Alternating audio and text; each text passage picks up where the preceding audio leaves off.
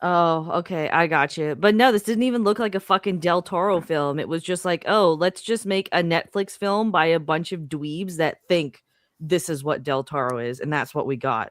Mm. Anyways, Yeah, sorry, and we an have something even unfuckable worse on monster. screen, and an unfuckable monster. Yes.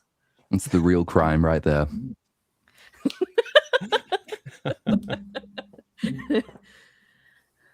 The So yes, Odyssey. hello, ladies and gentlemen, chat. Welcome. We are back for another week. We are bitching temporarily about Frankenstein because Vex has finally seen that film long after everybody else on the panel's forgotten every single detail about it.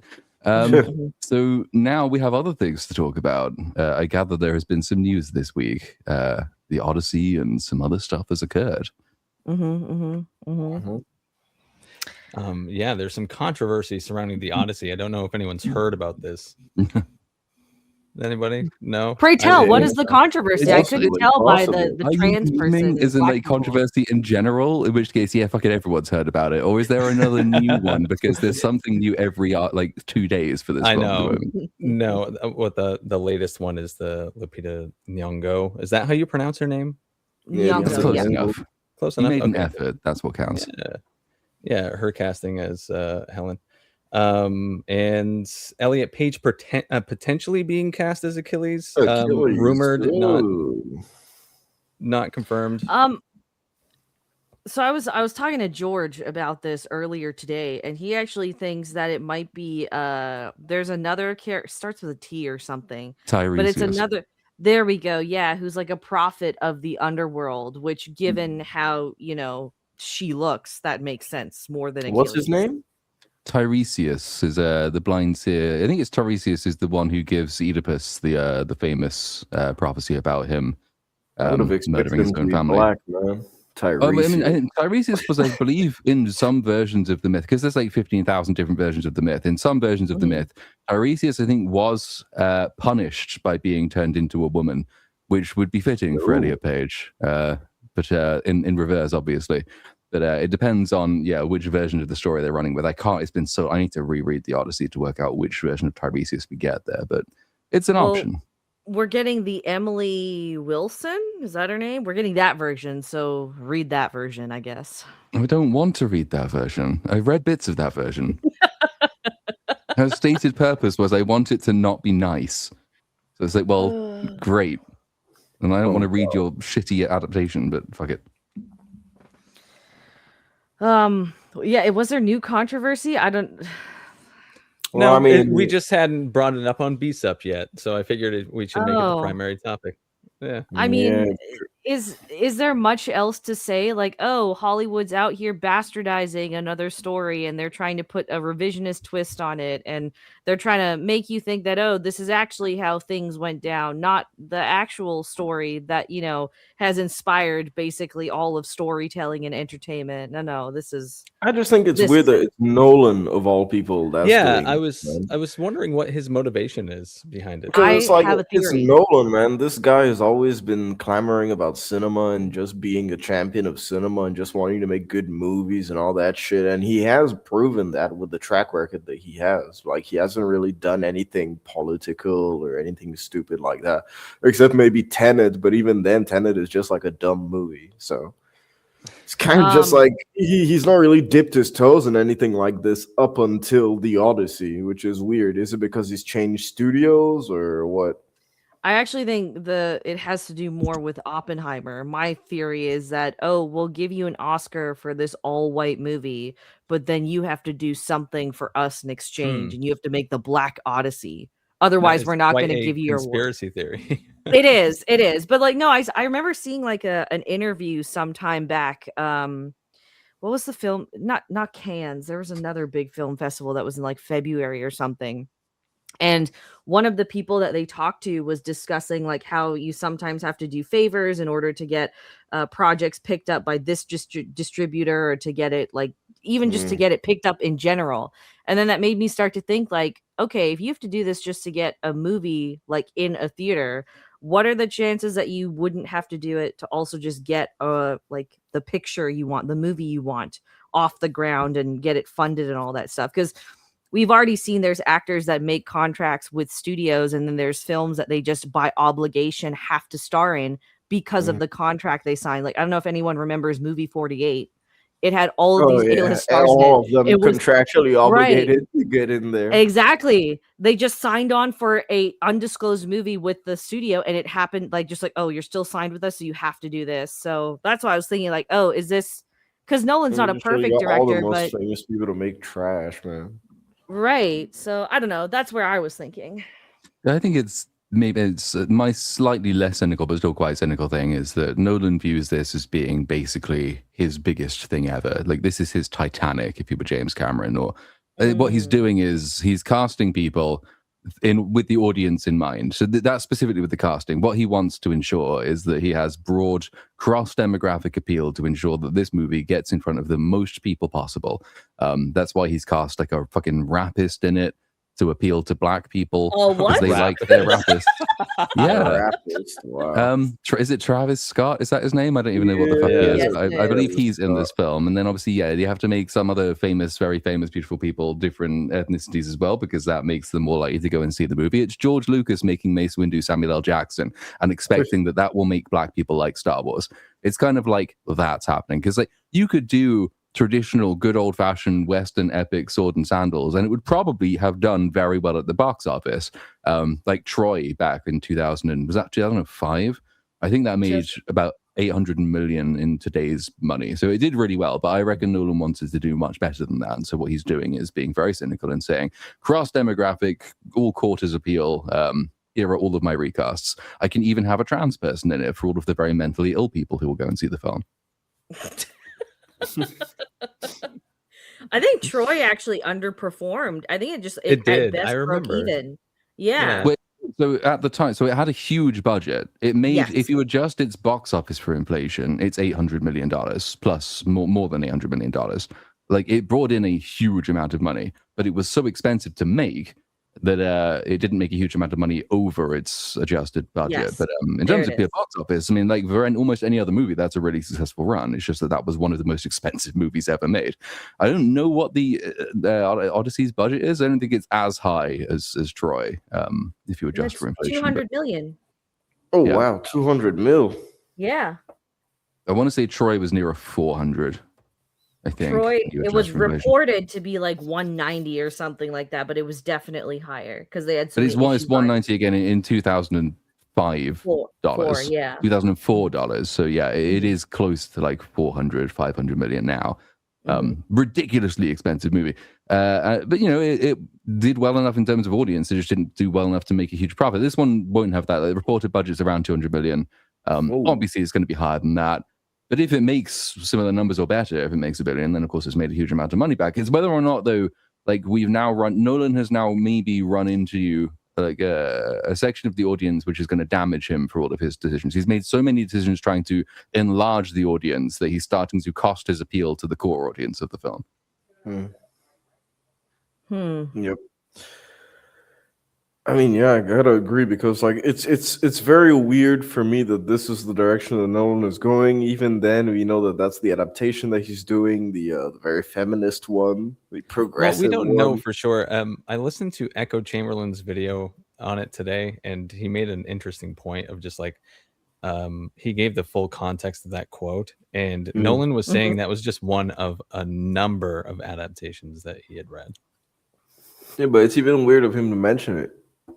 I suppose, but it seems some of the like the use of language. So I know one of the lines that threw people off in the trailer was Robert Pattinson's character who says to Tom Holland's character, "You're just waiting for your daddy." And I say that doesn't sound like something people in Bronze Age Greece would say, but that is the sort of use of language that What's Her Name's adaptation translation even went for, trying deliberately to de-poeticize it. And also to make it more the language of the modern day current people, which again I think is another thing that Nolan is trying to do. Nolan is trying to do what Homer did when Homer made the story. He's updating a classic for a modern audience, but I don't think modern audiences have that sort of patience for that sort of myth making anymore. I think we actually look more for these films to be historically accurate, which is not the spirit it was originally written in.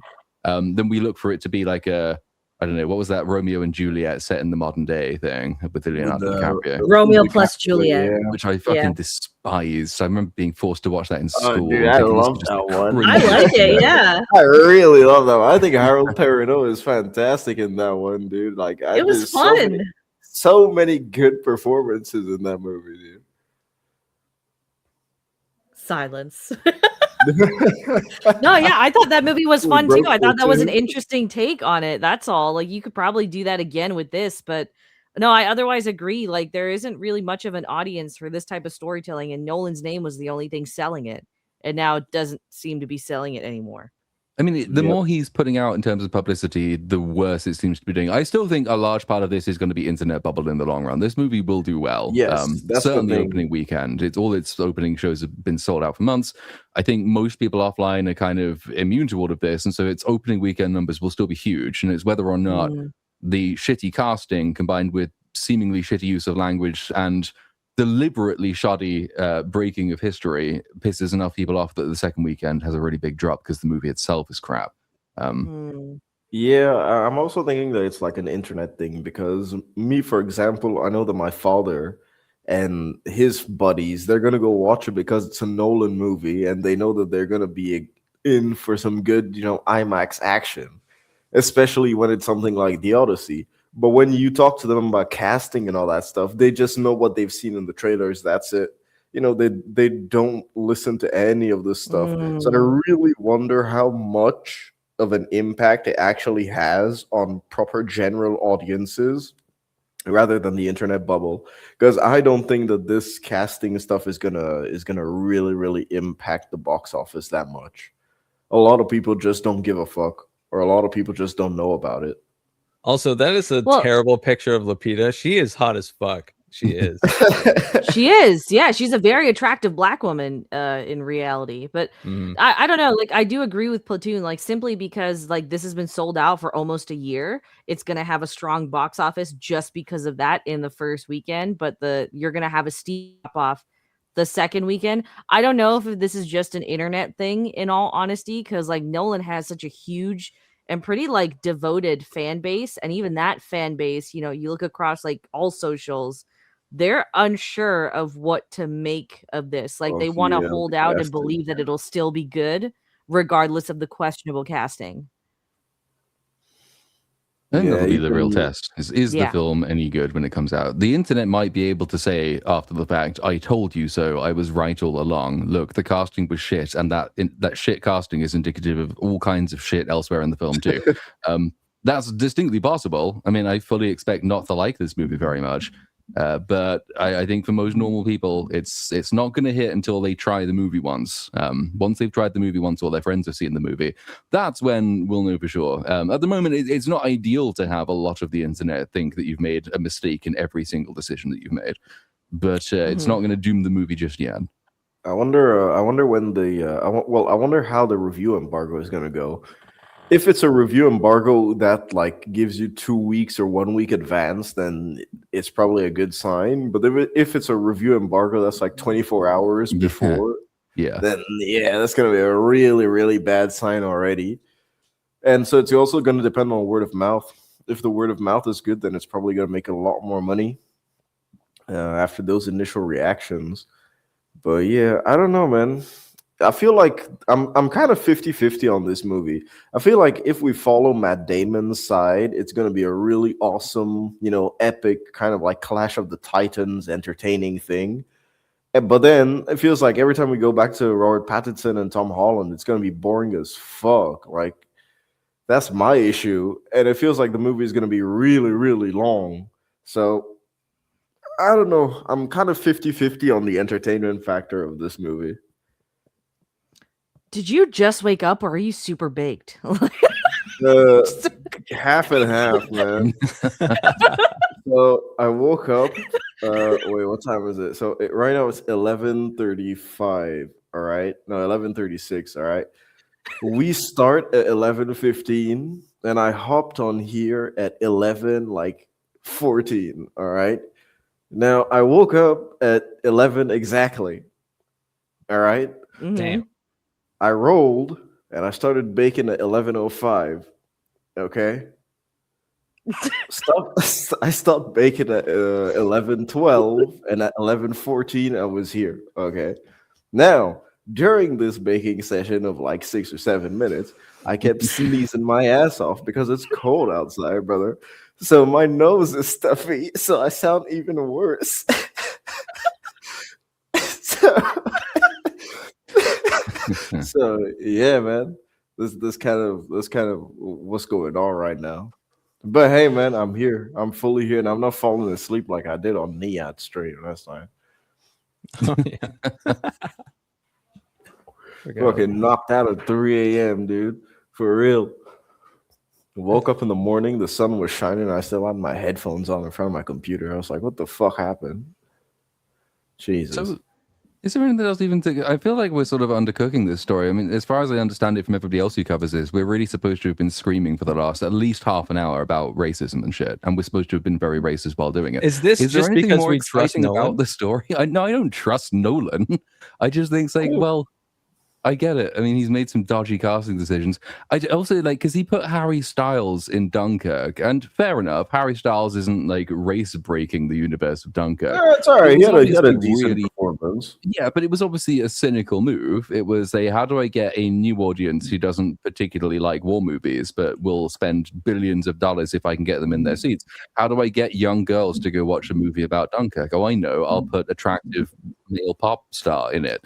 So he's done shit like this before. This just seems like Nolan maxing, and it's like, fine, I guess. I just want to see what the movie is. I don't agree with many of these decisions, and I think even if I understand, I understand more of the weird stuff he's done with armor and weapons and shit, because I think that is a deliberate attempt again to do what Homer did, which is not historical accuracy, but to sort of use modern things mythically.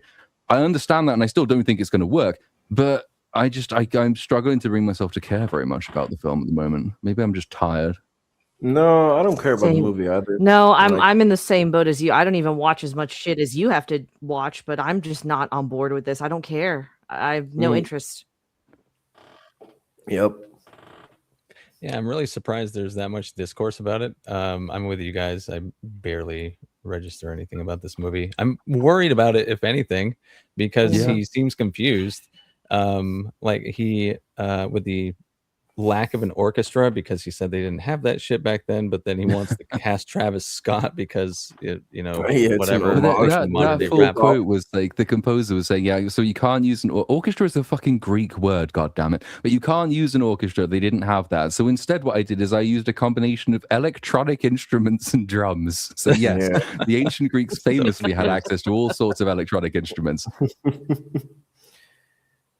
Yeah, I don't know, man. I think the Odyssey is gonna make money, but I really want to see the second week drop off. That's what I'm really gonna be interested in. Yeah, and with the risk is like we haven't. When was the last big sort of historical epic movie?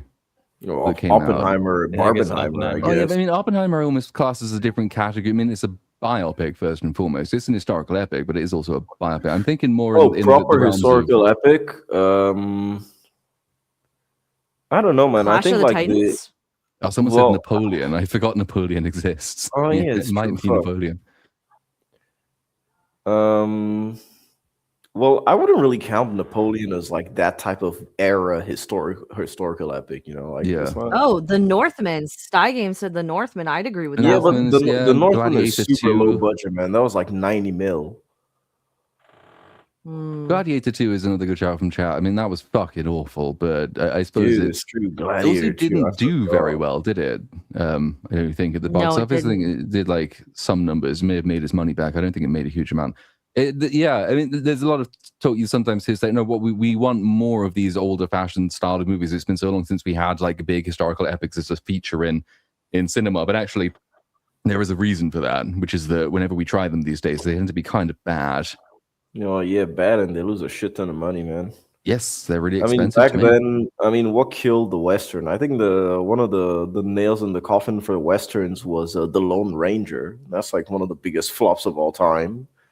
Same with John Carter. Yeah, John Carter. That was also one of the biggest flops of all time. Both of those were that was Disney like a nail in the coffin for sci-fi, if anything. John Carter. They put so many risks on that. Mm-hmm. Literally killed it. I mean, there's so many big movies have flopped. Oh Jesus, dude. I mean, But a then lot that of big. used to I be mean, the sign that they were actually. Waterworld is one of them too. Waterworld. Yeah. I mean, famously troubled production for that one, but another, massively expensive flop. But it used to be a sign of like studio desperation, not a sign of studio health. Is because when TV first came in and movie studios and theaters were losing a huge amount of money, they thought, we'll do the one thing that TV can't do, which is these huge, massive historical epics. And then it turned out that people didn't want to go see those because like people weren't going to the cinema just because of a vague sense of scale. They moved to TV because TV was telling better stories and it was doing it more frequently and more cheaply than studios were. So studios had to then sort of rejig. And that period of rejigging gave you stuff like Ghostbusters after that, which was, it's small scale nominally, kind of expensive, but a huge financial risk, but nothing on the scale of like a fucking Lawrence of Arabia or anything like that. These huge, massive things. It just seems like it's almost like a panic move. It's like, let's get biggest current name director and give him as much money as he wants to spend on biggest possible film project in history. And then it turns out that that's not really what people are after. Budgets do not equal success, and casting does not always equal interest. You know, I have to agree with this comment. The color problem. Yeah, I do think that movies are stale now. Last time I was watching, what was it? I think it was like The Searchers, and The Searchers is black and white. And I'm like, no, Stagecoach. Sorry, I was watching Stagecoach. Stagecoach is black and white, and even then, the cinematography makes everything pop. And you know, compare that to something like Obsession. Obsession recently just came out, and the cinematography really pops on that with the color. And it's true that right now, even with wide vision and ultra wide Panavision, we still don't have proper coloring on movies. And it's very rare where it's only stylized, where there's cases like Project Hail Mary, you know, the sequence where he's grabbing all the stuff. And so like but it's mostly stylized stuff, whereas before was everything is really colorful from the set designs to the way that it passes through the camera, and so the way that the audience sees it through the lens. That's actually really, really good. Now we're missing that so much. It's the standard. That's why, because everyone's getting their data from like where the streaming service it, like what is popular for streaming, and they put the piss filter on everything because it looks good on everything. Like they have a default mode. Like I was actually surprised when I watched the trailer, and then I saw that this was actually filmed in Greece. Like I thought this was filmed in Iceland. I'm not even joking. You couldn't tell it was filmed in Greece. Right. Anyone who's ever been anywhere in the Mediterranean, like it's like vibrant. The sky is particularly blue on a sunny day, and like the colors are really stark. And so, yeah, you wouldn't guess looking at the Odyssey trailer that they'd filmed anywhere in the Mediterranean. It's so sort of desaturated and bland, and looks like everything else. Man, even like the Batman films had like a kind of like bland lighting to it, but man, there was more pop at least like in the nighttime scenes and stuff like well, that. it's because of the lighting, you know, the neon stuff. That's why. I'm just like, what was he doing here though, man? Like even the firelit sequences that are in this trailer, like they're bland. They look dark. There's no light. It's the color graded, man. It's the color graded. Yeah, I like that was probably my biggest turnoff when I first watched this. Because I haven't read the Odyssey tales, but I'm vaguely familiar because it is a popular one. I'm not a huge fan of Nolan. How have you not read the Odyssey, man? Nigga, I'm in Canada. Okay, they don't teach us anything but to be cogs in the machine, dude. You know, I actually found like back on one of my old Facebook posts. I found because you know it tells you the date of when you posted something, and I had like a memory come back. And it was from like 2013. All right. In 2013, I was 12. And I had posted, does someone know when the homework for the Odyssey is due? And I was like, dude, I was learning that shit at 12 years old. They were teaching us the Odyssey back in French school, man. They weren't joking around, bro. Like, what do you mean you've never studied the Odyssey, bro? That's crazy to me. We never got it. I'm pretty sure we never had it in school. I would have read it outside of school. School was, I think, the closest we got to like good literature was probably Macbeth, and everything else was just we've just got a new lesbian poet laureate, so read her, and she's crap. Yeah, I want to read it, so it's not an issue of wanting to or not wanting to. Like, I will get around to it, but yeah, I never got around. So I don't care about this. Like, I have no interest in it in that sense. I see. And you're showing me something that's blandly lit, and it looks like it's just depressing colored. When I think action epics, I don't think depressing color. I don't want to go to the theater and sign up for Maid as soon as I leave. So I won't be watching this unless Niat messages me and is like, "Hey, can you make a video on it?" Then I'll watch it, but I won't be bothering. I just can't care. Dude, Zero Zenith, back in school, every Wednesday I had to learn a poem and recite it in front of the class, dude. Every single Wednesday for 2 whole years. So the amount of poems that I knew by heart from the ages of like 14 to 16 was insane. I did that by choice, but not until I got to university because I was that Jesus insufferable. We never did it. Yeah, we weren't told to memorize by very. Most English primary school education and secondary school is shit. But by the time you get to uni, and then you're old enough to feel a little bit pretentious, and it also makes you extremely sexually threatening to other men. So, there's that to be said for it. That is true, dude. That is true. It's like that's why you have to know a tiny amount of words in Latin, dude. Like to impress all the babes. Well, that's the Odyssey. That's the Odyssey. Mm-hmm. I guess we'll see. When is that September or December? I'm getting my years, months even confused. December, I think, it's right? July. Yeah, I thought it was. Is it? Oh, fuck me. Yeah, it's summer. Man, I thought it was at the end of the year, dude. No, that's Tuesday. In my head, like all the big ones come out at the end of the year, but no, I guess that's July not true. 17th. Right. No. July. Oh God, be so busy. I have to read an entire book by then. I guess there's something interesting to watch. Dude, there's no interesting blockbusters coming out during summer. That's the crazy thing. Like, I feel like about The Mandalorian and Grogu is coming out this week. Oh, dude. Scary Movie 6. There's our blockbuster for the summer. Oh, hell no, dude. What? I don't know, man. I saw the trailer. I saw the trailer when I went to watch Obsession, and I was like, ew.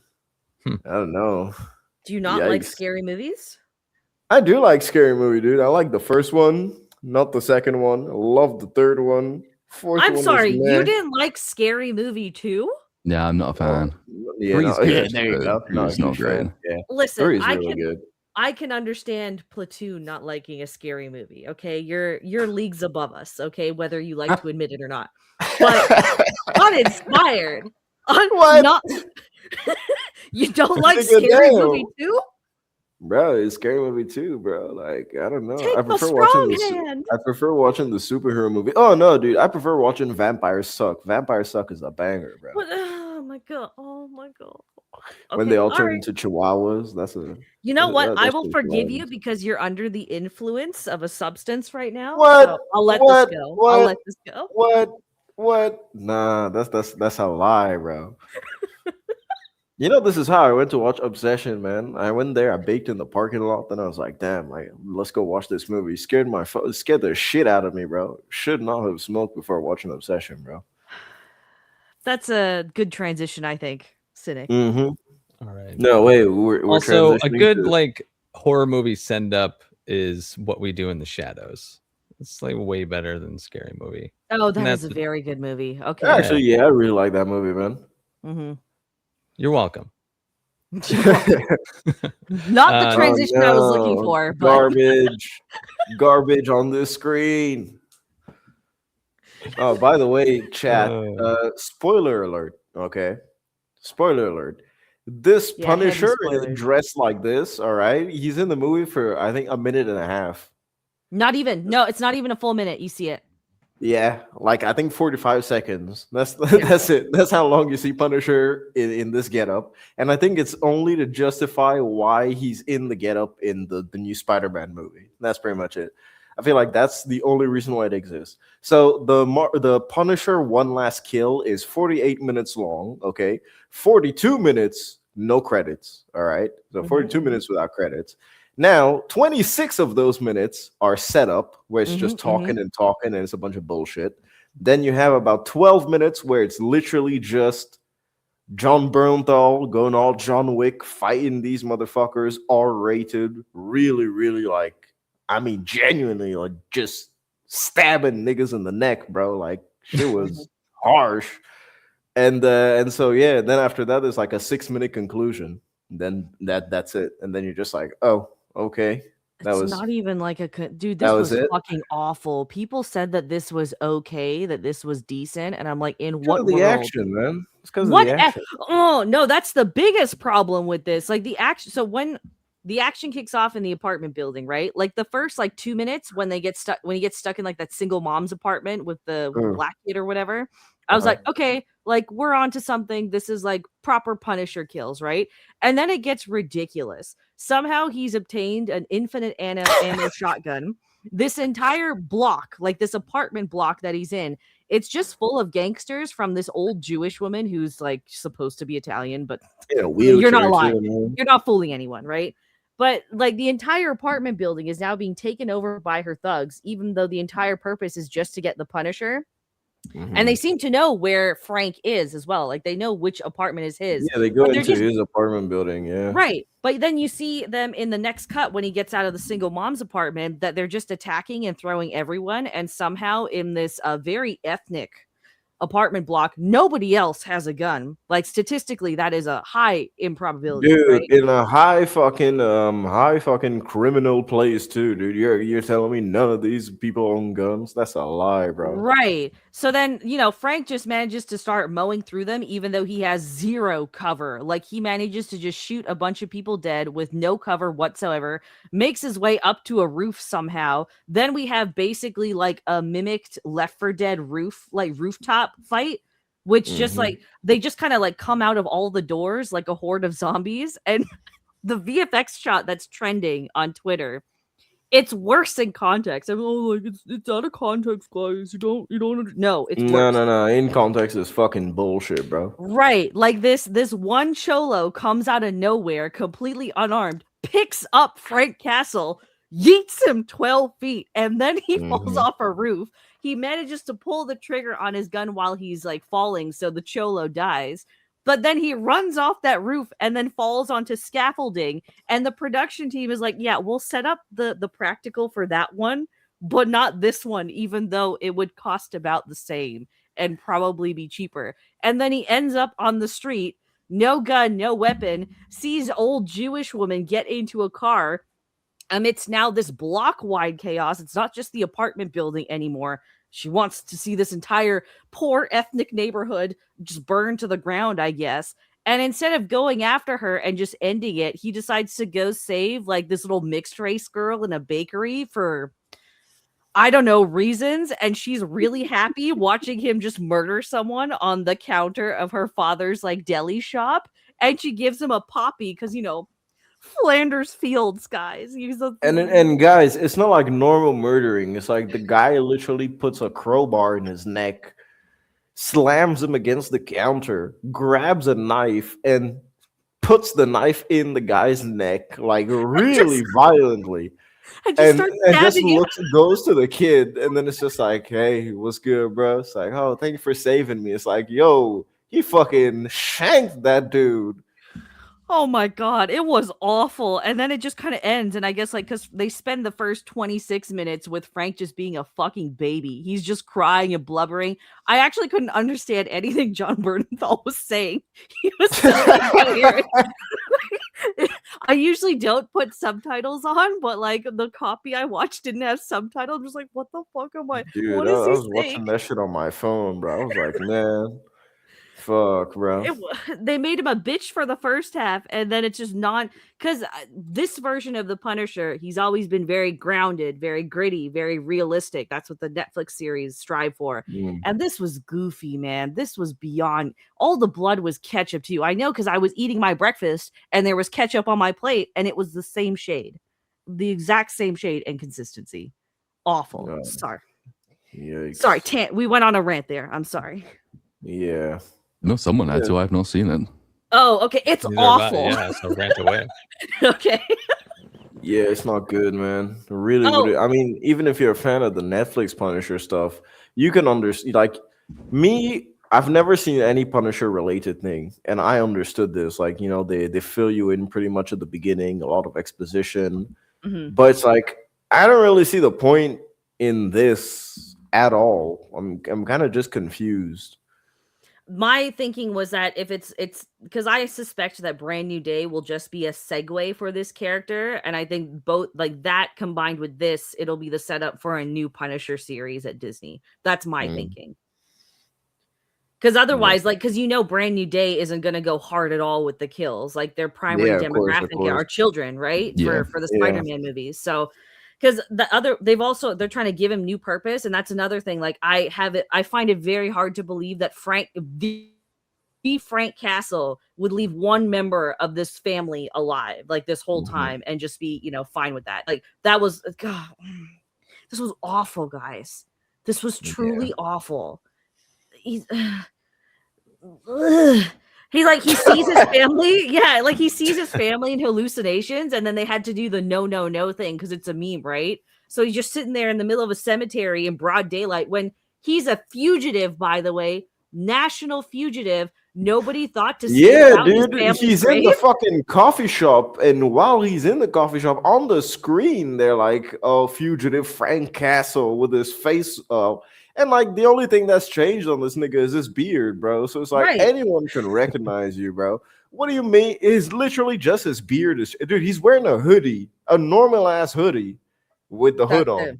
on and And a he's got beard. like when he That's walks it. into the coffee shop too, he's got his like stain of blood on his chest, and no one's like, Dude, "Oh, yeah. It's like what the dude looks so like he stands out everywhere he is from the way he's mhm." walking to it's like, bro, man.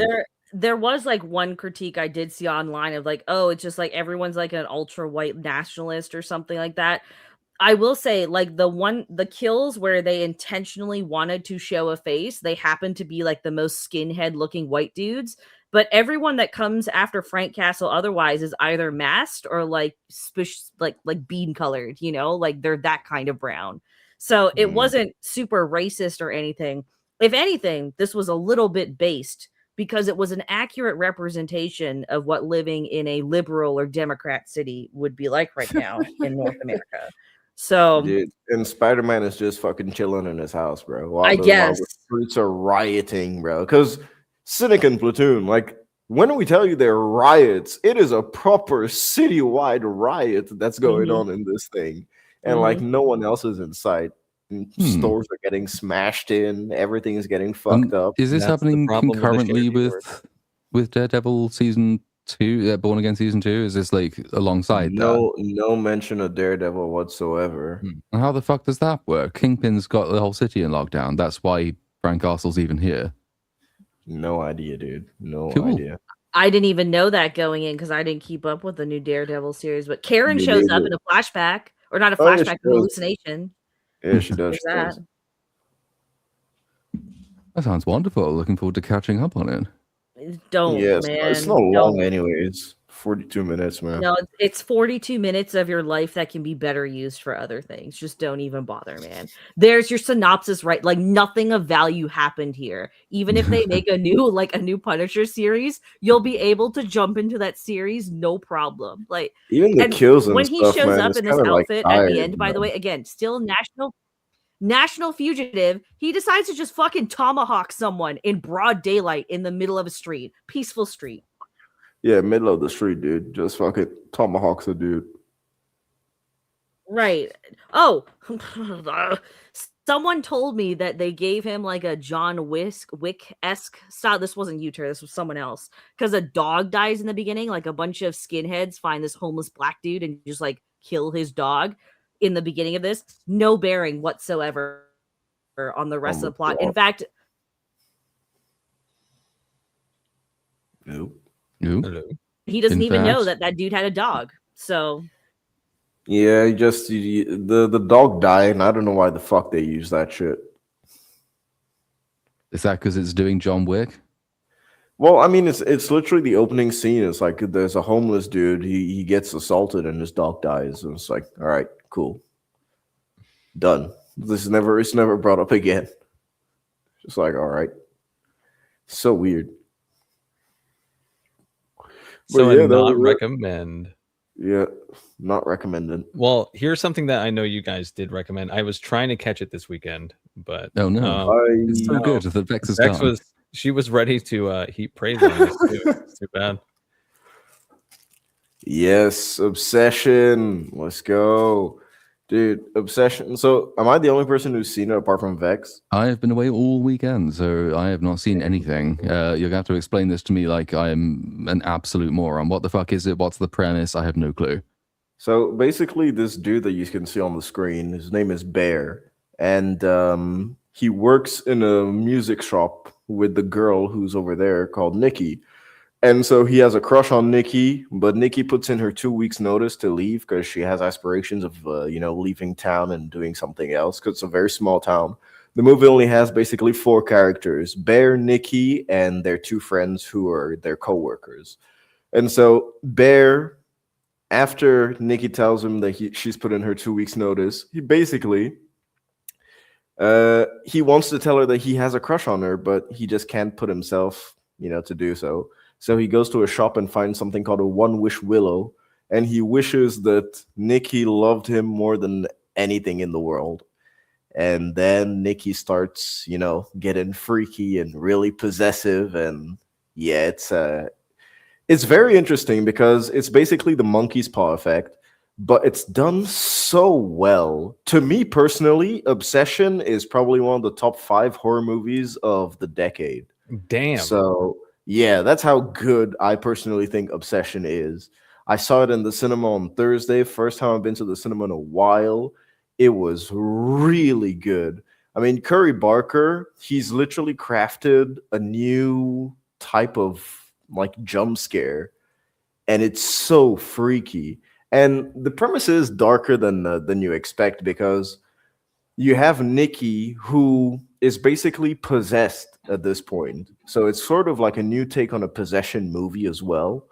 And so you have sequences where Nikki is asleep, but you have the real Nikki that's like talking like a ventriloquist puppet through her own body. And she's begging Bear. She's like, Bear, kill me, please, before I wake up. And it's like, Jesus Christ, Damn. There's some really dark shit, and the way that it does the moral dilemmas are very, very, very good. Honestly, I don't want to say too much on Obsession. Like, just go watch it. Personally, as I said before, top 5 horror of the decade. I'm someone who loves horror, who watches horror like all the time, and I really, really, really recommend this, dude. If Curry Barker continues this way and all of his movies are like this, he is easily going to become like one of my favorite directors when it comes to horror, man. Yeah, and plus he's a YouTuber as well. Oh, is he really? Yeah, he's a YouTuber, man. He started on YouTube. Him and one of the other actors. Well, the guy that plays Bear's best friend in Obsession. So yeah, Curry Barker is another YouTuber turned movie maker. And yes, his name is Curry. I like the food, man.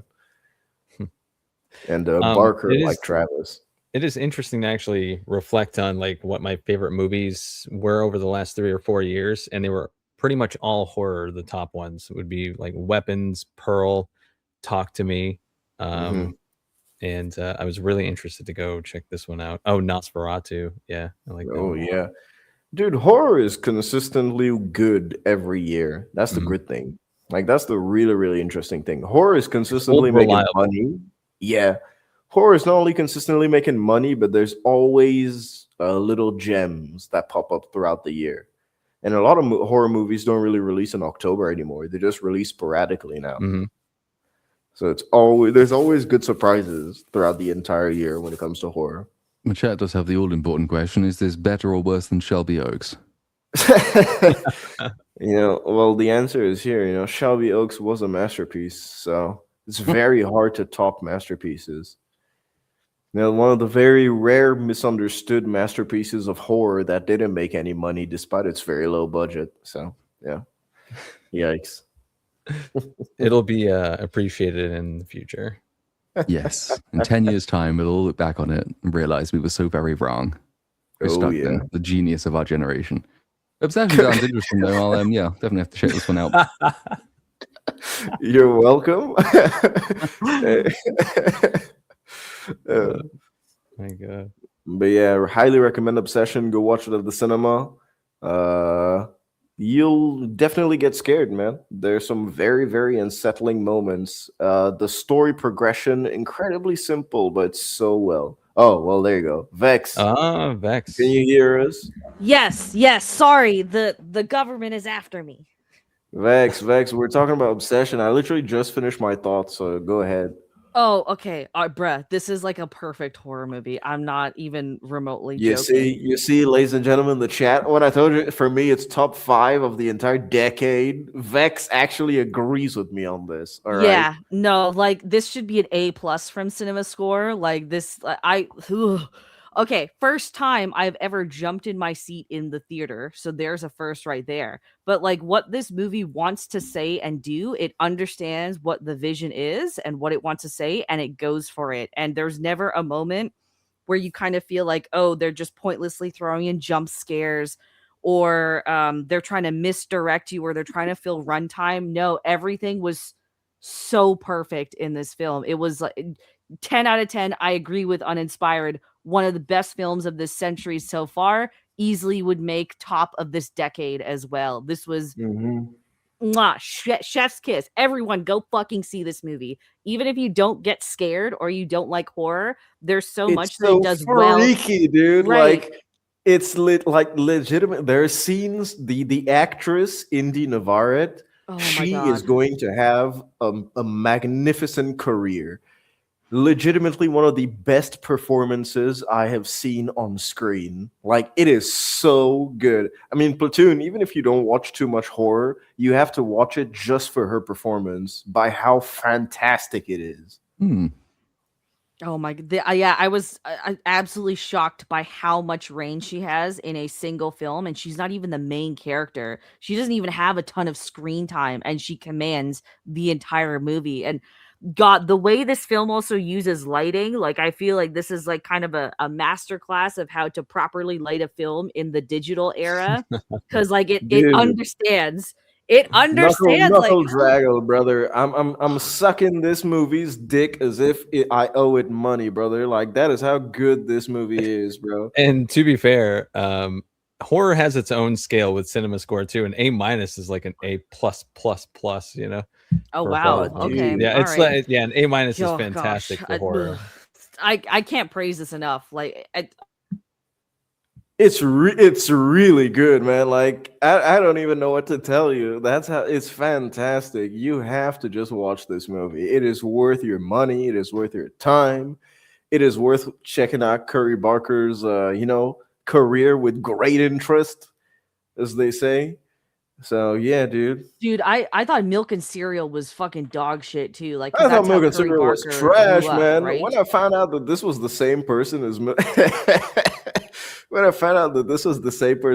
and Cereal, I was like, no fucking way. And Cynic, the craziest part is that this dude used to do YouTube, but he used to do comedy sketches on YouTube. Wow. So it was kind of like Rucka, the dudes that did Talk to Me and what was the other one called? Oh yeah. Bring Her Back. Bring Her Back. I was about to say Hand Me Down. Bring Her Back. So like, yeah, dude, it's crazy. Filthy casual. Oh man. Dude, I'm telling you, Obsession is so good, dude. It's so good. Legitimately. I'm obsessed, man. Yeah. What? Oh, dude, there's so many scenes where you're just like, fuck, like Jesus Christ, dog.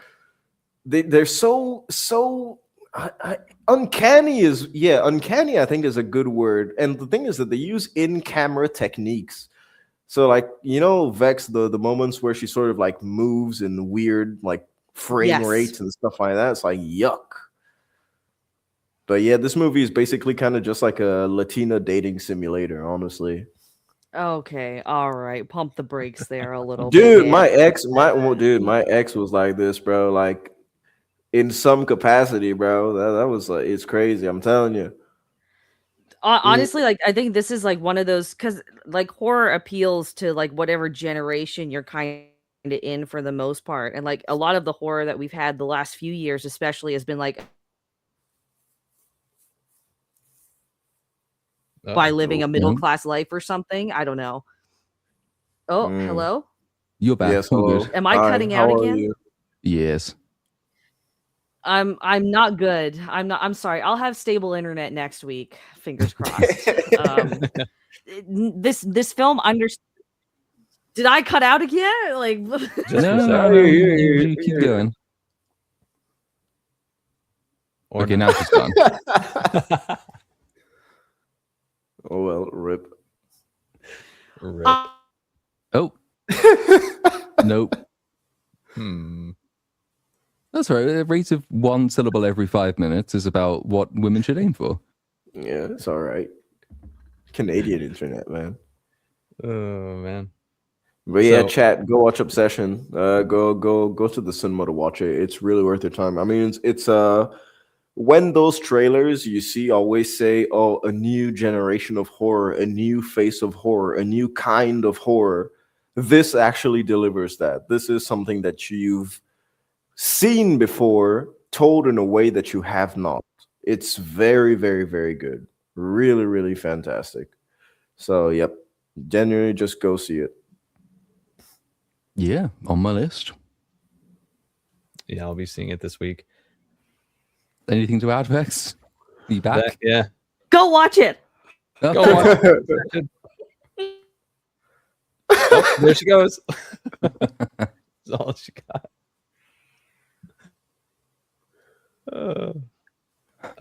In other news, Pedro Pascal says he wants to continue playing the Mandalorian as long as he's alive, and audiences still want to see the character. Fuck. Well, that quote, he says, "Whatever my body can do." You're not in the fucking suit. What do you mean, whatever my body can do? You barely show up to work. Comes in, does ADR, and that's pretty much it. Well, they're trying to talk it up because, as far as I understand, the opening box office predictions, they're slightly higher, I think, than was the case a week or two ago. It's now predicted, I think, to open between 85 and 100, which is better than the 80 that it reached a couple of weeks back. Still not great. And most of the marketing I've seen for this since has just been kind of lackluster. I know a bunch of them showed up at one of those Disney Star Cruiser hotel type places and impressed a bunch of influencers. And I know the influencers have seen the film. Yeah, a little bit. Mostly though on Twitter, and it's only because I follow people like Grace Randolph to see what retards are thinking, and she'd gone to see the film. Have you seen any marketing like in your town? Yeah, you assumed that I leave the house.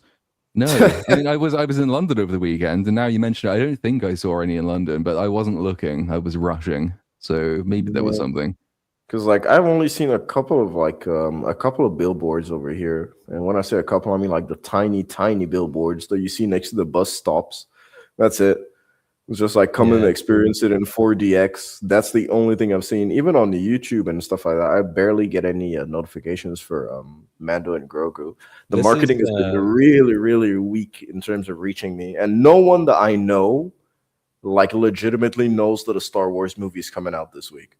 No, not at all. Dang. And the 80 to 95 million is like a fucking nightmare because that's over 4 days. That's the prediction over 4 days.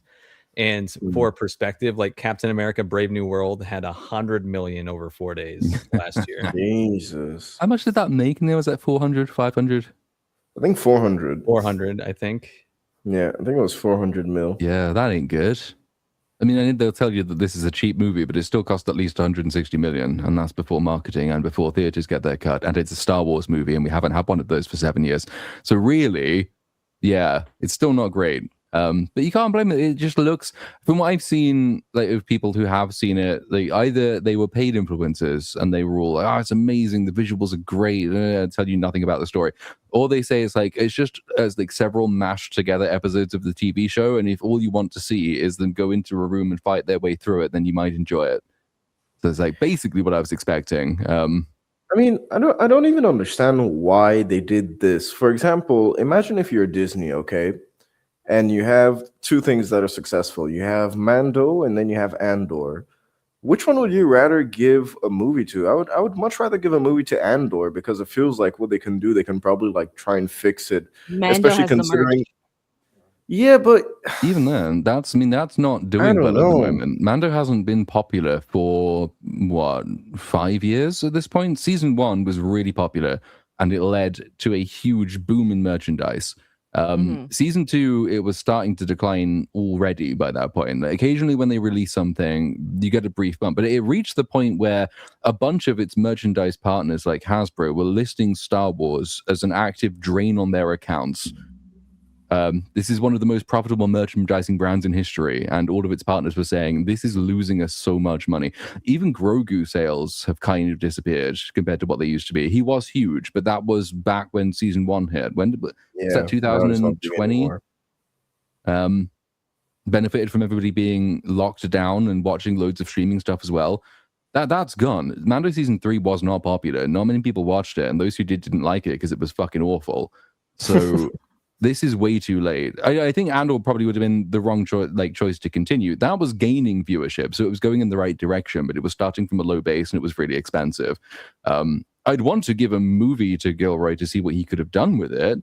But I don't think continuing that, especially since it leads into Rogue One, so arguably it's had its movie already. What they needed to do, given that the 50th anniversary is coming up, it's like next year, I think, isn't it?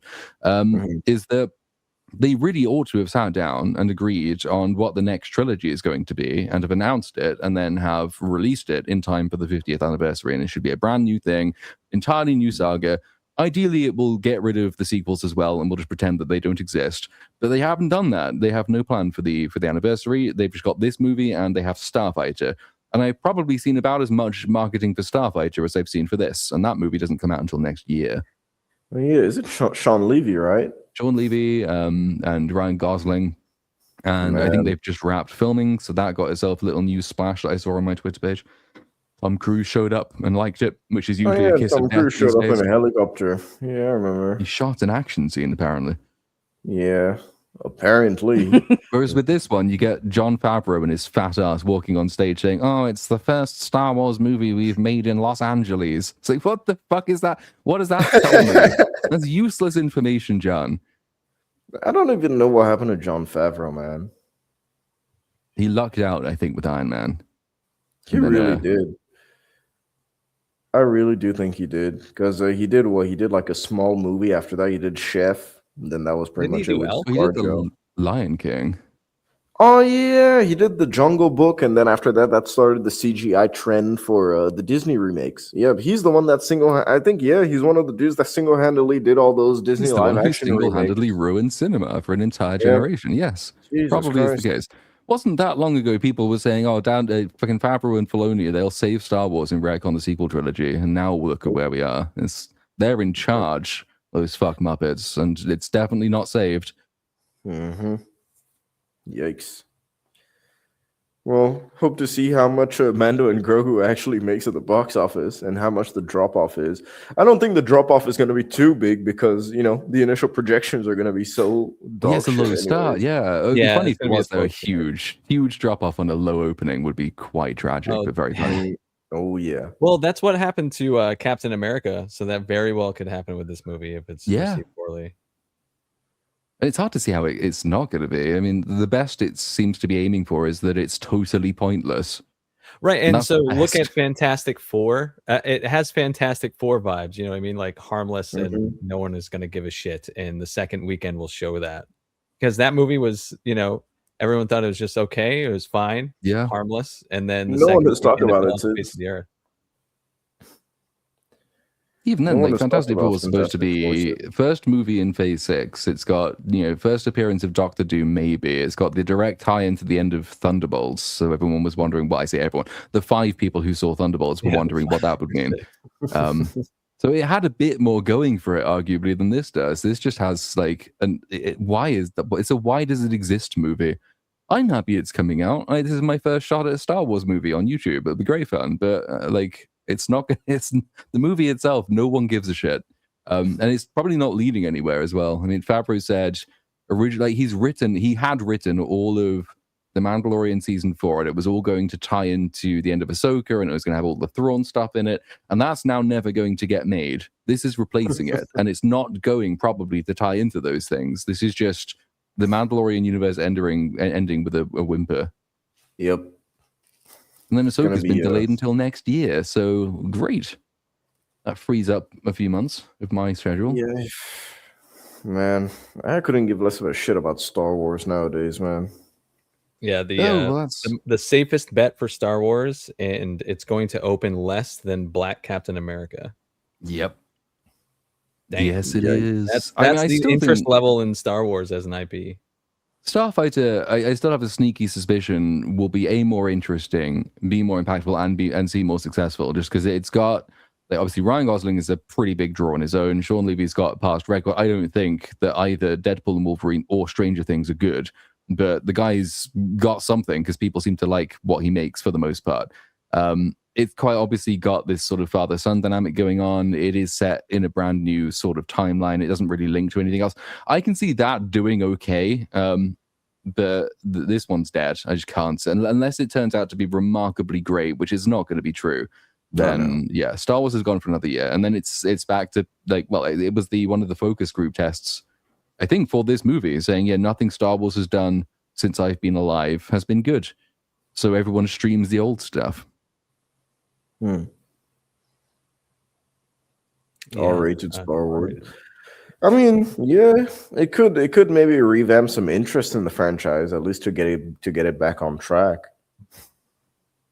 Maybe it kind of has a vibe of that meme where it's like from Whiplash, and he's like, "Oh, you needed to adjust your seat. That was the fucking problem all along."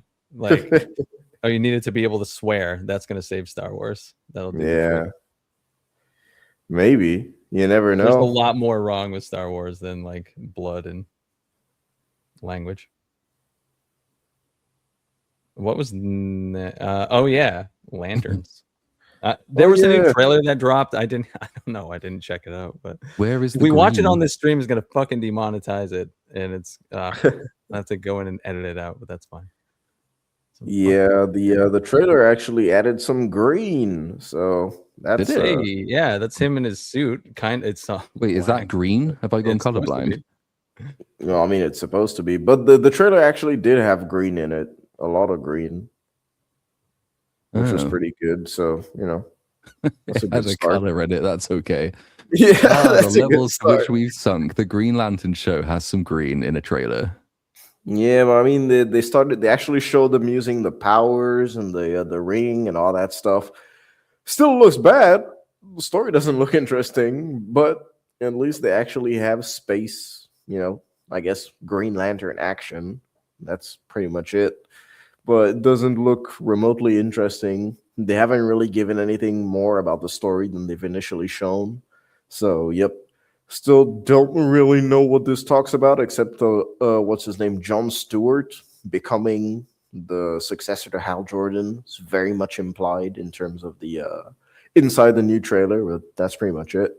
Did I read that it's got sort of two concurrent timelines? It's sort of one set in the past, one set in the present kind of thing. Did I read that somewhere? I have no idea. No.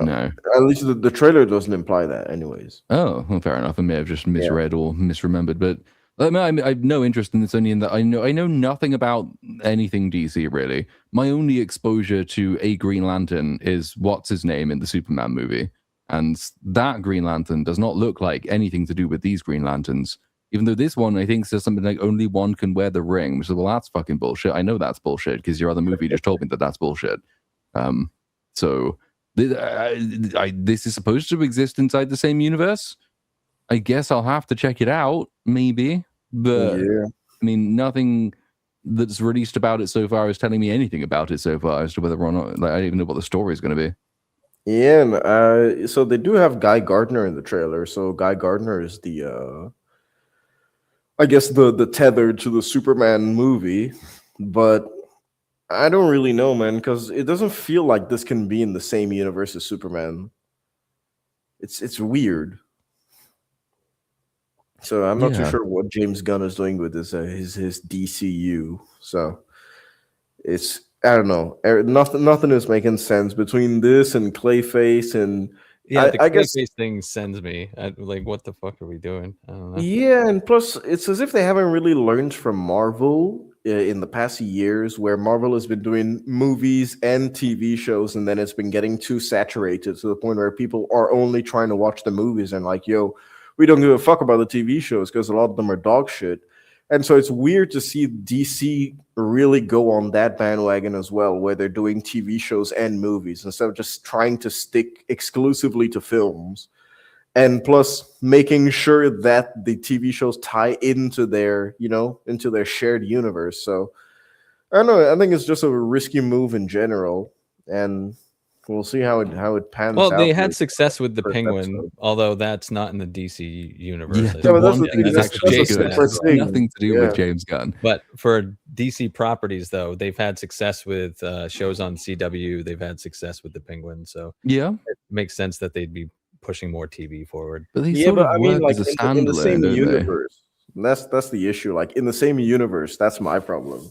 They can do TV stuff like the Penguin, but TV stuff like the Penguin can hold on its own. You know what I mean? It's not Yeah. as if you're doing a shared universe as big as the Justice League type of thing. The Penguin can stand on its own because it's just attached to Matt Reeves's Batman. And Matt Reeves's Batman is like it's separate. It's just Batman. There's nobody else in this. This one, it's like you're trying to add Green Lanterns to Superman, to this guy, to that guy, to this guy, to that guy. It's just too many things. Just makes a huge web. And it's like it's too much. That's why I'm curious as to why they haven't learned from Disney from the past years. Yeah, learn the mistakes Disney has made. Yeah. Mm. Well, they may have done. That's the thing, because nobody knows exactly how much of a future this project even has. Because obviously new owners over at Warner Brothers these days. James Gunn's got this and Supergirl, which is going to tank. He's got Clayface, which is cheap, but probably isn't going to make a huge amount of money. Then he's got Man of Tomorrow, and that's sort of the end. I don't think there's anything else that's even listed as being in production at the moment. And if all of these things either bomb completely in the case of Supergirl, or just don't make any money in the case of everything else he does, I'm not convinced we're going to get much beyond Man of Tomorrow. This might just be another aborted attempt at a new universe. Yeah, and plus you also have the complication that James Gunn also just doesn't want to let go of his creations that he did with the old DC. So where he's like, oh yeah, certain parts of Peacemaker are canon. It's like, what do you mean, bro? It's like, fuck off. It's like, oh yes, certain parts of this are canon. Oh yeah, remember the Blue Beetle was actually supposed to be the start of this new DC. It was supposed to be the first movie in the And thing. it was It's like, Creature Commandos after that. yeah, I don't know, man. It's kind of annoying where you say that you want a clean slate, and everyone actually wants a clean slate for DC, and you can't even start a proper clean slate because you don't want to, let go of anything that you've created. I think that's kind of fucking annoying, and it also shows the type of management that you have at DC. It's like, yeah, kind of just selfish. And to reply to this comment. We did. It was called the Marvel Cinematic Universe, the first 3 phases, and it ended with Endgame, I guess. Yep, and it was really great. And yeah, it Yeah. was it was a riveting experience, man. Going to see Infinity War and Endgame in theaters. So Endgame we broke did have it. so much, and it's not a good movie. But the story up until that point was pretty enjoyable overall. Even the dud movies were better than the most successful movies in the superhero genre we've had in the last 4 years. I would take a Thor Dark World over another Multiverse of Madness. Yeah, and Endgame gets you in the end with Tony's death anyway, because it's so well done. It's So- got like a really high, and then it breaks the entire universe to get it. So you can't do much after it. But oh god, that's going to be re-released this year, isn't it? With new additional scenes to tie into Doomsday. So Dude, I I might actually even lost do a my video on it. voice in theaters when I went to watch Infinity War and Endgame. Like that's how crazy it was at the cinema where I was. Like it was insane. And I skipped school to go watch it. I told my mom like of a year in advance. I was like, listen, Infinity War comes out this day. If I have school, I'm missing it. And every like 2 weeks before, I would be reminding them every single day, like, yo, I'm skipping school to go watch Infinity War. I ended up going there like 10 a.m., dude. First showing on Friday. It was full, dude, at 10 a.m. And the craziest part is that you had people on the phone speaking to their bosses and shit. And you could hear some of them saying, "Look, yeah, I can't come into work today. Something's come up. There's like a family emergency." That's why you can hear all the commotion. I was like, damn, people just be lying to go to the cinema on Friday morning. It's crazy. So yeah, it was a nice experience, man. So yeah, I would say all of my like favorite movie going experiences were superhero movies. Spider-Man 2 back in 2002, before you were even born, I think. Yeah, I'm old. The Dark Knight, and then Infinity War for sure. And Dark Knight was the first IMAX experience, and like all of those experiences where the audience was participating. Yeah, that's exactly it. Yeah, almost like a concert or something. Like everyone was participating in the film, but not in the shit Minecraft throwing chickens at the screen, right? But not in the obnoxious sort of way. Yeah, the way that you want to join as well.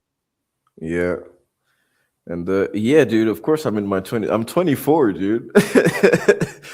and dude, we have the same name. My name is Felix, bro. So W. But dude, like me, can you imagine the first Marvel movie that I saw in cinemas was Iron Man 3? I remember it so well. I'm so sorry. It's not a good film. Like that was the first MCU movie I watched, but then the first like proper Marvel movie I saw at the cinema was The Amazing Spider-Man in 2012. That was like incredible. And I actually remember the first ever movie I saw on a cinema screen. It was Body of Lies with Leonardo DiCaprio. That was the first time I ever saw a movie on a cinema screen. I remember I was really, really young, and the cinema had just opened in like in my town. It was like one of the only cinemas in the entire country. So I was like, "Oh, dude, I want to go visit." And so my dad took me, and so we went in while they were having like a screening of the movie. And so it's like, yeah. That was the first ever movie I laid eyes on. That's crazy. What I think mine was like Scream 2. Ooh, which is nice. Yeah, so I was like 10 though, going to see Scream 2. Dude, I would have killed to watch Scream. My first one was. Then the first one I remember seeing was Jurassic Park, but I think it had just come out on VHS, and I was probably not going to have been taken to the cinema to see that. It might have been Godzilla 98, actually. It might have been my first movie. Yeah. I actually like Godzilla 98, dude. I loved it when I was like 4. I wanted to go and see it so many times. I think I went to see it 7 times. My mum got really pissed off at my dad for taking me so many times. Oh, dude, yeah. What is it with what's his name? I think his name in the movie is like Nick Rastapopoulos. Yeah, something like that. Yeah, and it's a running gag throughout the entire shitty movie that no one the can Worm Man. Yeah. Dude, fucking love that movie. It's so stupid, but I love so that bad, movie. Bro. It's such a bad fucking movie. I was a huge Godzilla fan. I still am. For nostalgic purposes only at this point in my life. But back then, when I was a kid, I loved Godzilla, and I was excited that they finally had, like a CGI Godzilla, because Jurassic Park was huge at the time. So I wanted to see Godzilla in that way. And then the design was revealed, and even as a kid, I just knew that was a piece of shit. It looked like a fucking T-Rex lizard, dude. Yeah, that's such ass. And like it copied Jurassic Park so much with the nest egg sequence at the end. It's like, all right, they're just trying to do the raptor shit. Okay. This is clearly just an Asylum ripoff at this point. It's like, oh god. Yeah. Everything was just a Jurassic Park ripoff in that movie. He walked like a velociraptor. Yeah. He was like the Velociraptor stuff with the baby Godzillas when they were in Madison Square Garden. This is like, that is just the Raptors. Yep. Oh man, Godzilla 98, dude. Yeah, BSUP breakdown. Godzilla 98. Oh, we could do that one day. Yes. That could actually be quite good fun. I've not seen that in so long, but it's a long movie. I think it's like 2.5 hours long. Jesus, really? Yeah. I don't remember it being that long. Let me look it up real quick. Now I gotta know. I really don't remember it being that long, but I fucking loved it. Godzilla 98 was some bullshit, but it was some really it's 2 hours and 20 minutes. No joke. Oh, wow. Damn. It's all the riveting like character work they do, I think. That's yes. Dude, Hank Azaria, I really loved Hank Azaria in that movie. I really remember the scene where he's standing in the street with the camera. Oh, and he He's steps on him, panning up, almost yeah. steps Then on he him. just Yeah. steps between his toes, and I was like, whoa. When I was a kid, I just fucking loved it. I had it on DVD. I kept rewatching that shit every single week. Man, I remember when I was a kid, I thought the CGI looked so incredible. It looked Me real. too. And now watching that back now, oh my goodness. The only good stuff is when they have like the practical stuff, like for example, when Godzilla first arrives at the city, the docks with the fishermen on it, they actually blew up the dock, so it looks good. But then when it's the actual CGI, you're like, oh, Yeah, a couple of the yikes. heads are like animatronic, and a couple of the big giant legs are animatronic. It always looks better when it's sort of similar to Jurassic Park in that way, but like Jurassic Park knew not to do much CGI because the animatronics was so much better. And Godzilla 98 is like, well, we can do some animatronics because that'll look good, and the rest of it will be just shit. But you're going to be a child, so nobody cares. Oh man. And then you have like the fucking counterpart with King Kong by Peter Jackson in 2003. It's like, yeah, but that was a pretty decent one. Oh, dude, that one was fantastic, man. I really liked it. That was like 3 hours long. Yeah, that was long as fuck. That was an epic. Crazy. Yeah. Dude, Godzilla 98 was fucking hated by Toho. Someone commented that, Toho hated that shit. They said we have nothing to do with this. This is Roland Emmerich's nonsense. They have the right mindset. They did a movie called Godzilla Final Wars, and they had that creature design in it, and they had Godzilla destroy that monster in like 5 seconds or so. It's so ridiculous. Oh, dude. and then the characters start talking shit about the 98 Godzilla. Nice. Didn't Roland Emmerich, was it? Yeah, he put Roger Ebert. He was Mayor Ebert, right? The fat mayor. Oh yeah, he was. Yeah. Oh yeah, he Mayor did. Ebert and his like sycophantic sidekick, whose name I think was Siskel. So it's Siskel, yeah. It's really Siskel. fucking bitchy. Gene, yeah. Gene, that's the one. Dude, you had the army come in at the end of the movie, fucking destroy the entirety of the city to kill Godzilla. Like they were missing launch every 2 missiles missile. with Apache and knock out the Chrysler building, and one of them just says, "Oh, negative impact." Oh, that's what that was. Okay. It's like, yeah, fuck all the people. Oh man. Oh dude. But thank God movies like Godzilla 98 exist so that we can have Pacific Rim, where we can have proper kaijus and Jaegers fight each other with good CGI. Oh. Yeah, and then we just don't talk about Pacific Rim 2 because the 98 Godzilla doesn't exist. Was afraid to commit to anything. He didn't have atomic breath. He just blew his breath really hard. Dude, he just had fucking sometimes fish set breath. cars on fire, but only once. I never figured out what was going on there. Yeah, it's so weird, man. It was just a lizard. It was literally just a dinosaur movie. It's Roland Emmerich.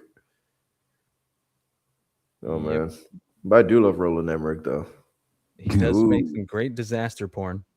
Dude, The Day After Tomorrow, that's my banger. I fucking love Jake Gyllenhaal. That bullshit. It's like, yeah, let's retarded film. That movie is so bad. I left the theater early. Dude, I love The Day After Tomorrow. I really, really love it. I particularly love the bit where global warming chases them down a corridor. That's really funny. Quickly close the doors on climate change. It can't get us if we close the door. Close the door and light the books on fire. Don't worry. It'll keep it away. It's like, okay. It's so stupid. Roland Emmerich never changed, man. I'm gonna be a dad. it needed one of those like South Park when it does Scientology, and Day After Tomorrow needed something at the bottom all the way through the film. She's like, this is what Al Gore actually believes, and then the entire thing's a joke, and then it's a way better film. They made Independence Day, so that's all that really matters. Oh yeah, they did. Godzilla was cosplay. Oh yeah, we had Jean Reno in Godzilla. I forgot. We had Léon le Professionnel in Godzilla. Fuck. Yeah. I just watched that recently. That movie is really uncomfortable now. Oh, because of the Natalie Portman stuff, the age? Yeah, it's fucking weird, man. Yeah. Yeah, gap is that's all you gotta say about that. no. I said yeah. I said yeah. That I coughed, so I muted Oh, myself. got you. I was just like, yeah, I understand. It is a fucking weird movie. No, yeah. Like the age stuff is weird because like it's very I know it's not like sensual or anything, but it's very like weird. You know It's the got a weird relationship. vibe about it. You can tell some things have been removed. Mm-hmm. Yeah. Yeah. That's kind of that's exactly it. It feels weird, but I don't know. I And still enjoy also, it. it bothers me that her father, the entire setup for the movie is based on her father being a fucking retard.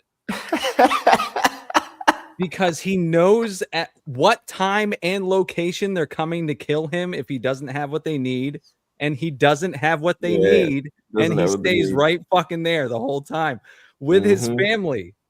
Yep. It's Doesn't give a fuck. insane. The entire premise is fucking stupid. Mm-hmm. They could have done anything to make that not dumb, but they didn't.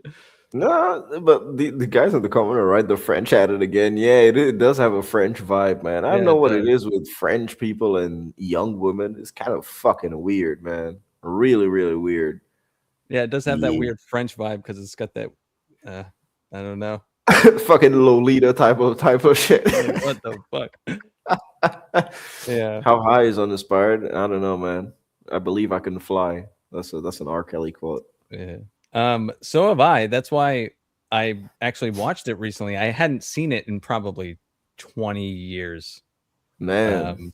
Yeah, and yeah, but it's a good movie. It just I just picked up on things I didn't when I was younger. Like, what the fuck? Yeah, cuties vibes.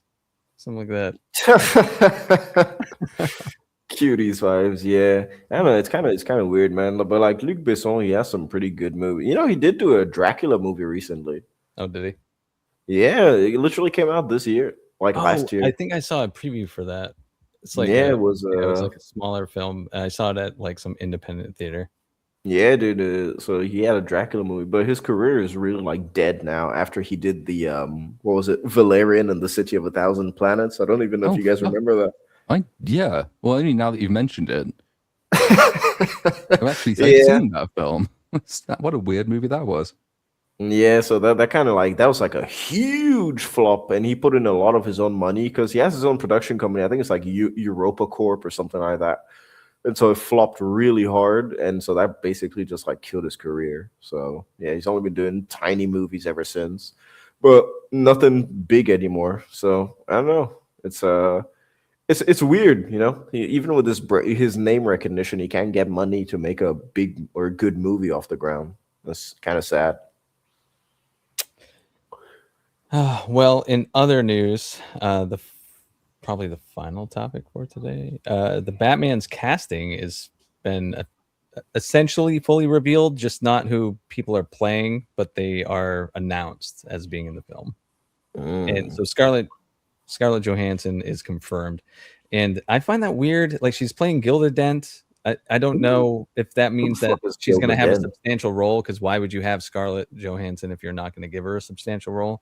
But what the fuck role has Gilda Dent really played in any comic book of I've never even heard of her before. Yeah, that's what I was saying. Like, who the fuck is Gilda Dent? Like, I'd not heard of assume Christopher either. So I mean, I guess it's just the Dent family that I'm unfamiliar with. Yeah.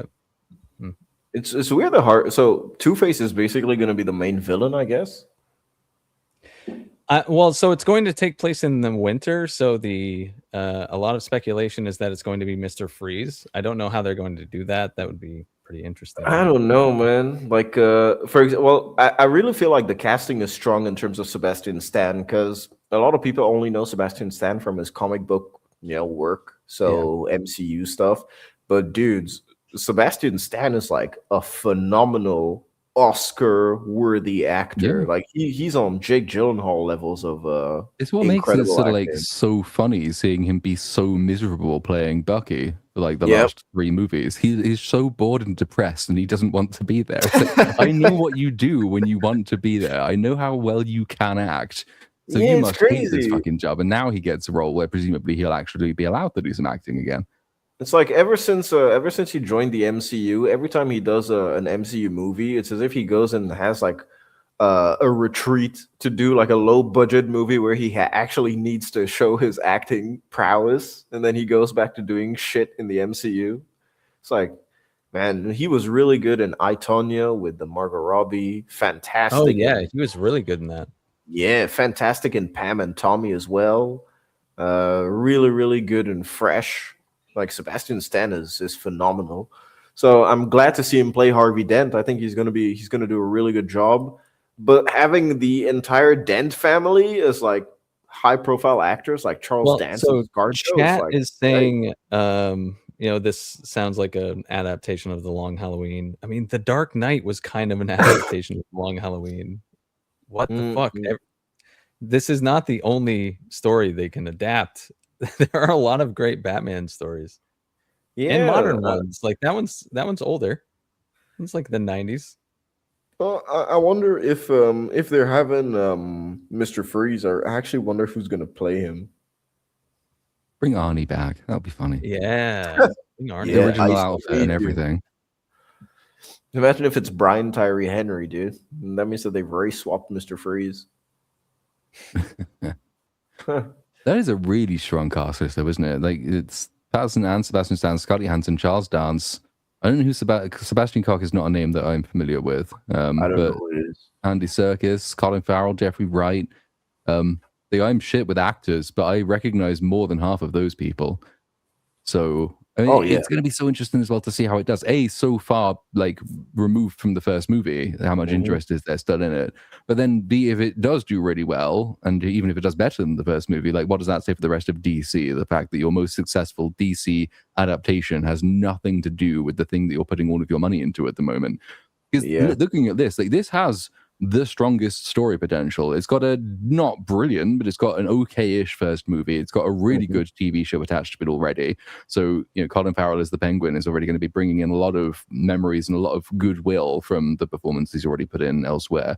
And it's a movie that's probably going to take itself at least semi-seriously. I mean, that wasn't the problem with the first movie. The problem with the first movie is that it had a stupid fourth act, but it was so unlike Marvel in that it was trying to do something serious, quite gritty, quite grounded, quite dark. Well, stylish in its own way as well, Yeah. because like it didn't try to copy the gritty realism of the Nolan movies. It was still trying to be stylized, which I think was served in its favor, keeping the Batmobile the way it was. Batmobile is still something that people talk about when mentioning the movie. They really, really love it. And yeah, I agree with you. I think that it has everything working for it. And if DC sees that their most successful thing is, a Batman Elseworlds, I guess that's what they call it, the Elseworlds type of thing.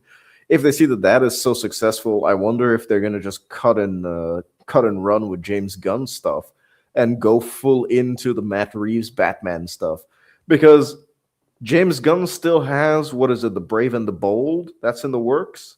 Is And it?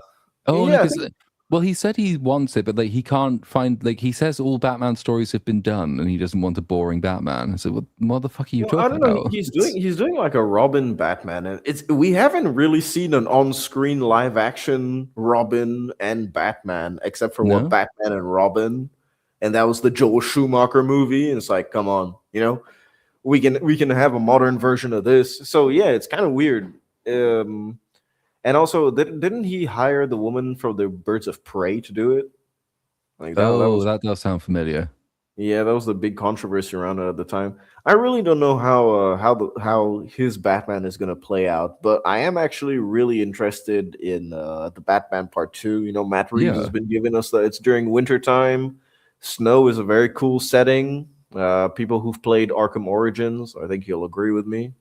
And yeah, I think that it's going to be quite interesting. I just really hope that they have a much tighter script in Part 2. I really just hope that it's a far superior sequel. That's my only problem. I really wish that Matt Reeves has a secondary person there to maybe supervise the script or to maybe check some other stuff, because I think that I just don't think that he's a good writer. I think he's a good director, but when it comes to writing, from what I've seen with the Batman, It's not too good. I'm not too sure if he single-handedly wrote the Apes trilogy, you know, the rebooted trilogy, because I know that he did direct those, but I'm not too sure if he wrote them. No, I'm not sure. And those ones sort of passed me by. I'll have a look. Did Matt Reeves? But those are Write? really good, actually. Well, I'm not too sure. Because if he did single-handedly write them, then I really don't know what happened with the Batman. Yeah, it says here that he did not write any of the Planet of the Apes movies, but that is Google's AI telling me that, so it could all be complete horseshit. Apparently, he did not write the Planet of the Apes movies. I know it's been so long since I've seen the Batman Part 1 as well. I remember thinking that there's a bit of jank sort of Act 1, 2, and 3, and it is really, like, it goes off the rails in Act 4, which it should not have had. That's like 4chan Reddit nerds blow up and flood the city. That's just so retarded. I didn't hate it really until that point. And the Penguin has shown that there's a lot of creative potential in the stuff that he sets up in that film. It'll be awkward, I guess, if the Batman Part 2 is significantly more janky than Penguin was, but it'll be doubly awkward if, despite being more janky than Penguin, it is way more tight and better than anything James Gunn does. Because if I was sitting there in charge of DC or Paramount, Warner Brothers, or whatever the fuck they're going to be called these days, I'd be looking at that saying, James Gunn's now had several attempts with wildly different characters, and no one's liked any of them, whereas Matt Reeves has had one attempt with Batman, which has already given us one really successful spin-off. There's evidently more interest in it, and the universe is tighter and more confined, and it's already a little bit more defined in the sense that Batman's Rogues Gallery sort of writes itself to a degree, so you can just follow these stories on quite naturally, rather than fucking jumping from Supergirl to Clayface, which makes no sense. And you know, I think I wonder if the Batman Part 2 is like ultra successful and they really decide to actually scrap James Gunn's DC and only push into Matt Reeves' one. I wonder if they're actually going to take back Clayface and make Clayface canon to the Matt Reeves thing, because it was apparently a Matt Reeves thing that James Gunn basically just stole for himself. So. And it does look darker, and it looks stylistically more akin to what you would expect from a Matt Reeves Batman. That was the thing I got from the trailer. It was like, this looks nothing like anything else that James Gunn has done. And it's sort of like James Gunn is, to the extent he was ever good, he's so, I don't know, he's like late 2000s, 2010s good. That's where he sort of made his name. And that seems to be where his entire stylistic inspiration comes from. All his movies look and sound like they were made in sort of 2012 through 15. And we've seen so much of that now that contributes, I think, to superhero fatigue, because everyone just associates superheroes with that entire aesthetic, that very chippy tone. It's all kind of weightless, very quippy, no real severity or stakes, and it all looks almost like you've vomited Skittles onto the page in terms of your color palette. Whereas, like, this is so very different from that. It might be a good way to counter superhero fatigue, is that this is still superheroes, but it's not Marvel. It's not what you think superheroes have become. All the superhero movies have become very homogenized, and I think maybe that's what James Gunn is trying to do with the Lanterns thing. You know, that's why they try to call it a true detective type of TV show, to really try and separate themselves from the the James Gunn moniker that he's made since Guardians of the Galaxy. But I agree. You know, as someone who's followed his career for a while, inadvertently because of Scooby-Doo. You know, I watch Scooby-Doo a lot. Scooby-Doo was written by James Gunn. Slither is a James Gunn thing. Super is also a James Gunn thing. And you can tell that he's never really left that childlike stupidity from his movies. Because you can have good childlike whimsy in your movies, that's for sure.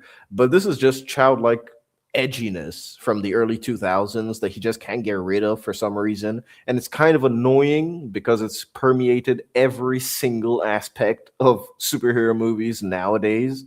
And so I don't have too much faith in James Gunn's DCU. The directions are very, how do I say this? I mean, they're very diverging, because on the one hand you have something like Clayface where it looks completely different. It looks like it's every person coming in, giving their own creative input, and then them assembling together a universe. But then on the other hand, you learn that Clayface is from Matt Reeves' side, and so you're like, oh wait, so is it really them trying to give different input to different creators? And then you see something like Supergirl that looks exactly like a James Gunn movie that wasn't made by James Gunn, and you're like, oh, okay. it's giving you differing options. It's kind of annoying. It's really weird. So there's no real path for the DCU. I'm looking forward to what Matt Reeves does with the Batman Part 2. Hopefully, I guess Robert Pattinson gives us a better performance, because I'm not really with this Batman performance, man. I've seen worse, but Yeah, what's wrong with it? it wasn't hugely memorable, I guess. No, it's like I don't think it's like really, really bad or anything. It's just like, as Platoon said, it's not just memorable, in my opinion. For me, the best Batman has been Batfleck. Really? I Yeah. can't see I- anything but Ben Affleck when I look at him, and that's really not his fault, but that's how it It's is. just he's so fucking ugly. That's probably why. I mean, That I is feel like kind of Ben his fault. Affleck. The only issue of Ben Affleck, because I actually even had this discussion with Drinker. I asked Drinker what his favorite Batman was. He agreed with me on Batfleck, because Batfleck had that charm where he could be Bruce Wayne, because Ben Affleck is a charming actor, whenever he does comedy or stuff like that. So he can be Bruce Wayne, as we saw in that tiny snippet from BVS when he acts drunk. But he's also a really, really good Batman in the suit. So I would really love to see Ben Affleck come in and do like a old Batman movie, just like a one-off. But yeah, who knows? But yeah, Well, that to was be my fair, thing. Pattinson was playing a different type of Bruce Wayne.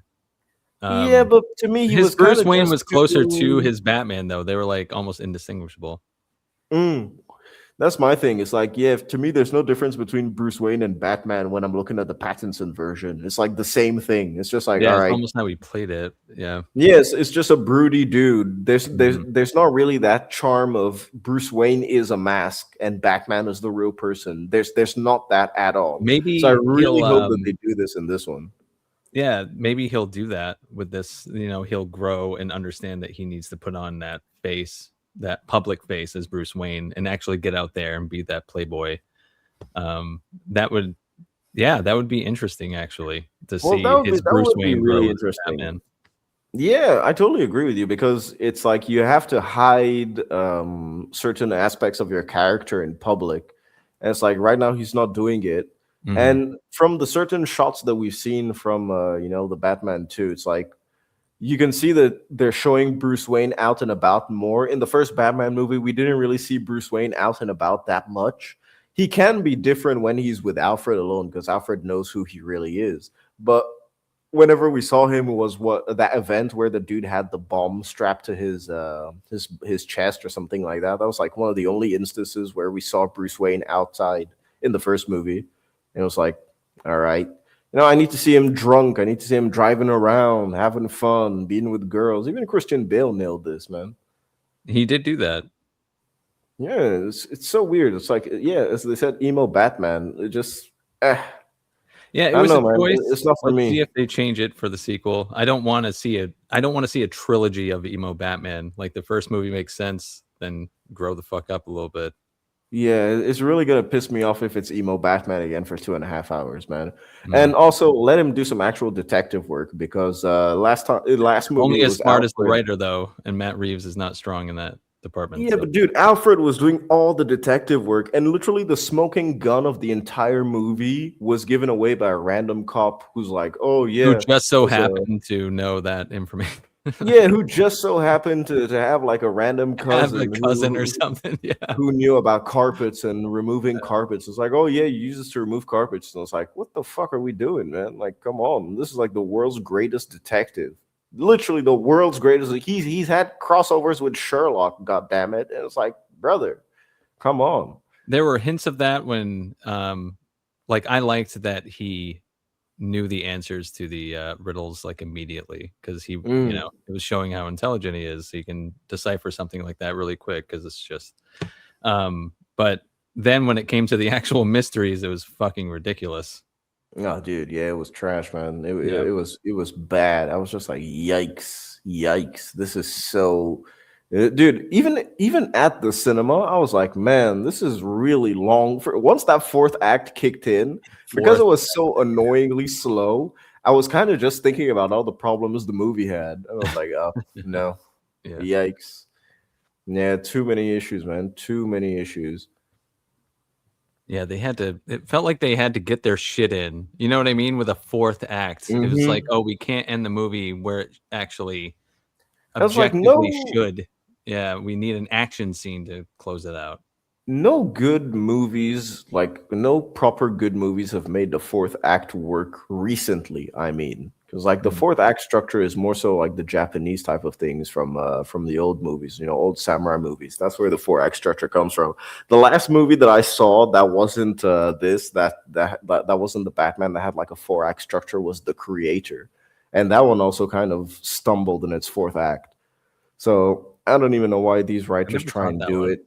Is that worth watching?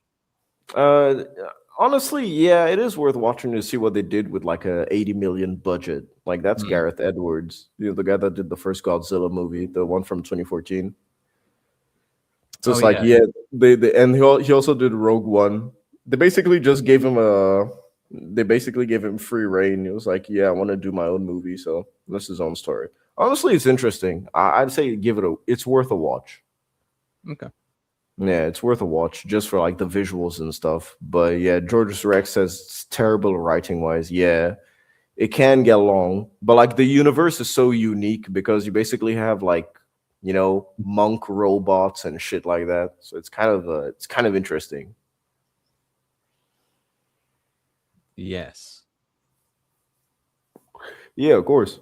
But these guys are really modern critics, man. They're just fucking shills and influencers at that point. Sadly.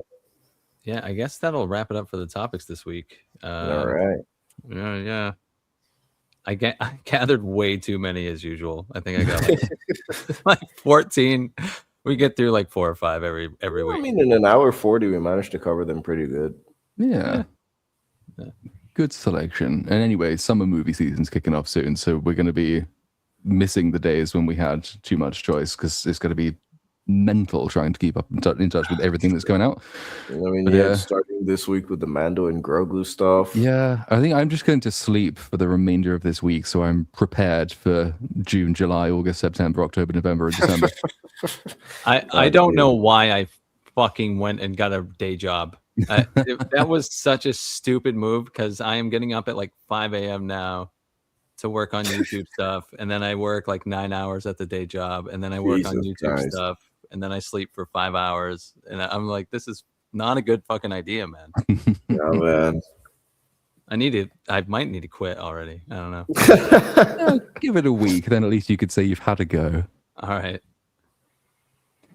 TGV Monster for $2. Hi everyone, good seeing you all. Happy Monday. Happy Monday to you.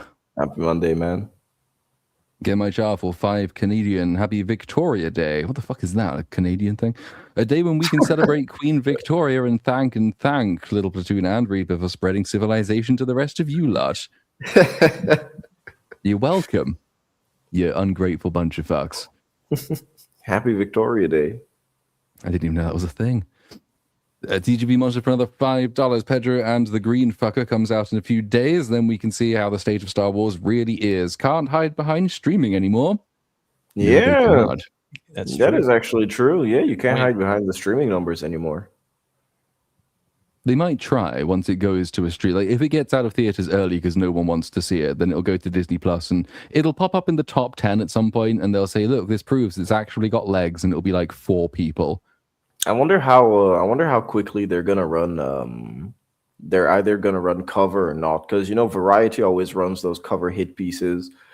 But I actually wonder if the movie flops so much, Variety is just gonna be like, "Yeah, no, we can't defend you. We're just gonna have to say, movie's really flopping hard." So it'll just kind of it'll be reveal who was paid to say what they said, because there's a whole bunch of YouTubers and other influencers who went to see it on its first press screening. And you've like obviously the review embargo, I think, is maybe out today. I think was the review embargo lifted. But like, if it comes out and they've all been like, "Oh, the effects are amazing. It's really great fun," and this happens, and then like, everyone looks at it and says, "What are you talking about? That shit." You can be reasonably sure they were paid to say it, or that they're Grace Randolph. The embargo comes out today. That is horrible, dude. Yeah, if the embargo comes out today, that is really, really bad, man. 48 hours before, yikes. Wait, 48 hours? I thought it was releasing on Friday. Is it out on Wednesday? Well, I mean, Every movie's out on Wednesday in France, dude. Oh, Yeah, that's like cool. Get an extra 2 days to watch it. yeah, I always get an extra 2 days. So like movies come out here on Wednesdays. That's the day. So most of the times, I thought it was I thought it was Wednesdays in the UK. I didn't know it was Fridays. Some of them are Friday, because I remember thinking, God, I've got to watch all of this and take all the notes before EFAP on Saturday. That's a pain. Why are you doing this to me? But sometimes they release on Wednesday. Mandalorian and Grogu. No, dude. Here UK it's release date. here it's like Wednesday. Here it's Wednesday releases for like every movie, and then if you're going to like the premiere or something like that, it's either on Monday night or Tuesday night. So sometimes I can watch a movie either on Monday or Tuesday, and you guys will get it on Friday.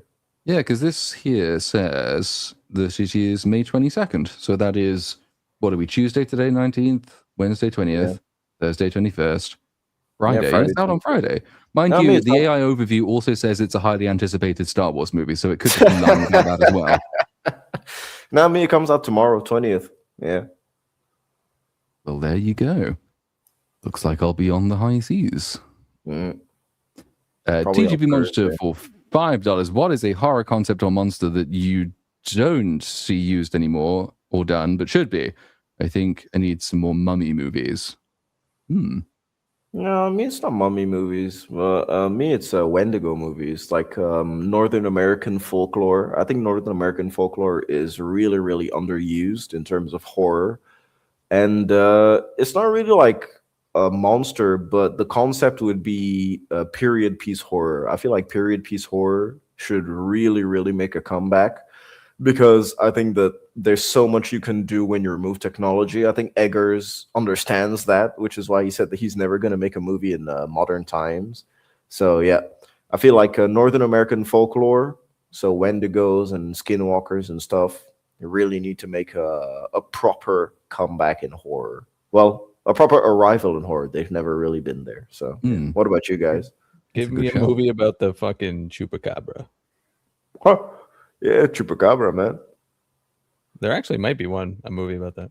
Oh, there's definitely one about the Chupacabra. Definitely. Oh yeah. What about you, Platoon? I don't know. I'm not a huge horror buff, so I don't know what's been done or not done recently. I like the idea of lifting lesser known things from like the folk traditions of foreign countries. I'd like to know what like a Chinese horror spirit would be, for example. That could be interesting. Just because you've not seen them very often, so there's a chance that there's some new mechanics that will create some new stories. You should watch Asian horror, man. That's actually a big reason as to why I watch Asian horror. It's actually a big reason as to why I think Asian horror is scarier than Western horror because since you're not used to the concepts that they employ, it's more, I guess, since it's something that's foreign to you, it gets scarier. So, yeah. Because you've Asian not seen horror it is a really thousand good. times before. Yep. Sky Games for $6.99 Canadian. Frank Castle was suicidal because he played Lord of Ring on PC and was so disappointed by it not being on Xbox One version that he became depressed. Well, luckily it's an easy problem for him to fix. Oh no, it isn't, because the studio collapsed, so good luck to you getting a copy. TGV Monster has been member for 3 months. Congratulations. Yeah. Sky Games. The Mauler and Gary movie is coming out in 3 days. Yeah, that's nice. I'm assuming that's the Mando and Grogu movie, but with Mauler and Gary instead.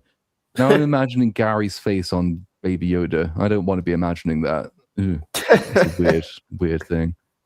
You know, Gary and Mahler, they can probably just take the movie ADR over it and do their own lines. that could actually be really cool. Yeah, that would involve Gary reading. So it might take a while, but they'll get there eventually. Thomas Mendoza for $2 Canadian. Helen Detroit, the face that stole 1,000 shoes. Yeah, man. Probably a bunch of Air Jordans too. Full Hard for $10. Are any of you worried about the mental or physical effects that consuming so much bad or negative content has on you? What do you do to relax and reset? Thanks for giving us something enjoyable to watch. As long as you can laugh at how shit it is, I don't think it's bad.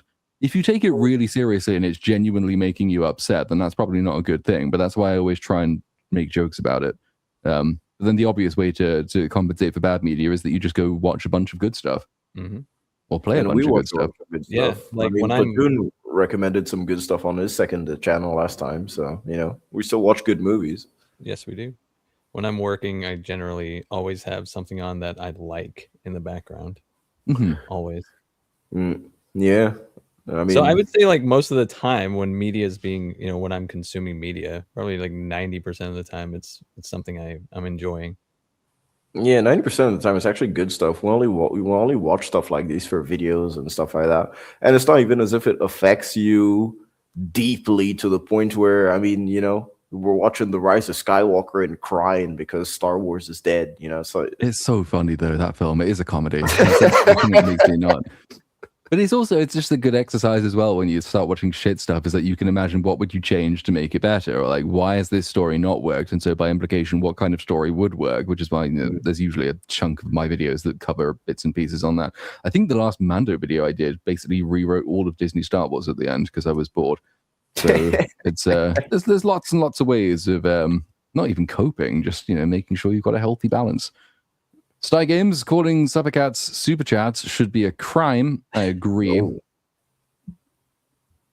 Knuckle Dragger for $5. Who would y'all cast for the major roles in the Odyssey? Oh, Odysseus will definitely cast The Rock as Odysseus. Number one. His son probably be, Jaden Smith, someone like that. That could be good. Oh, but then you could have had Will Smith as Odysseus and Jaden Smith as Telemachus, and then they could have recreated. Was it After Earth? After Earth, yeah. Bring in that was really successful. Lizzo is Helena Troy. But I don't know who I would cast in the major roles for the Odyssey. Maybe Odysseus. I don't mind maybe Matt Damon as Odysseus. I think that's okay. I can see him as Odysseus. I don't mind Anne Hathaway as his wife too. She I think she'll do a great job. Zendaya, I would recast. Helena Troy. Yeah, Sydney Sweeney as Helena Troy. I would take. Yeah, I would do that. Or Indy Navarrete from Obsession. I'd take her as Helena Troy. Who would you guys recast as Zendaya? I think she plays like Athena, right, or something like that. She plays like a Greek goddess. That's for sure.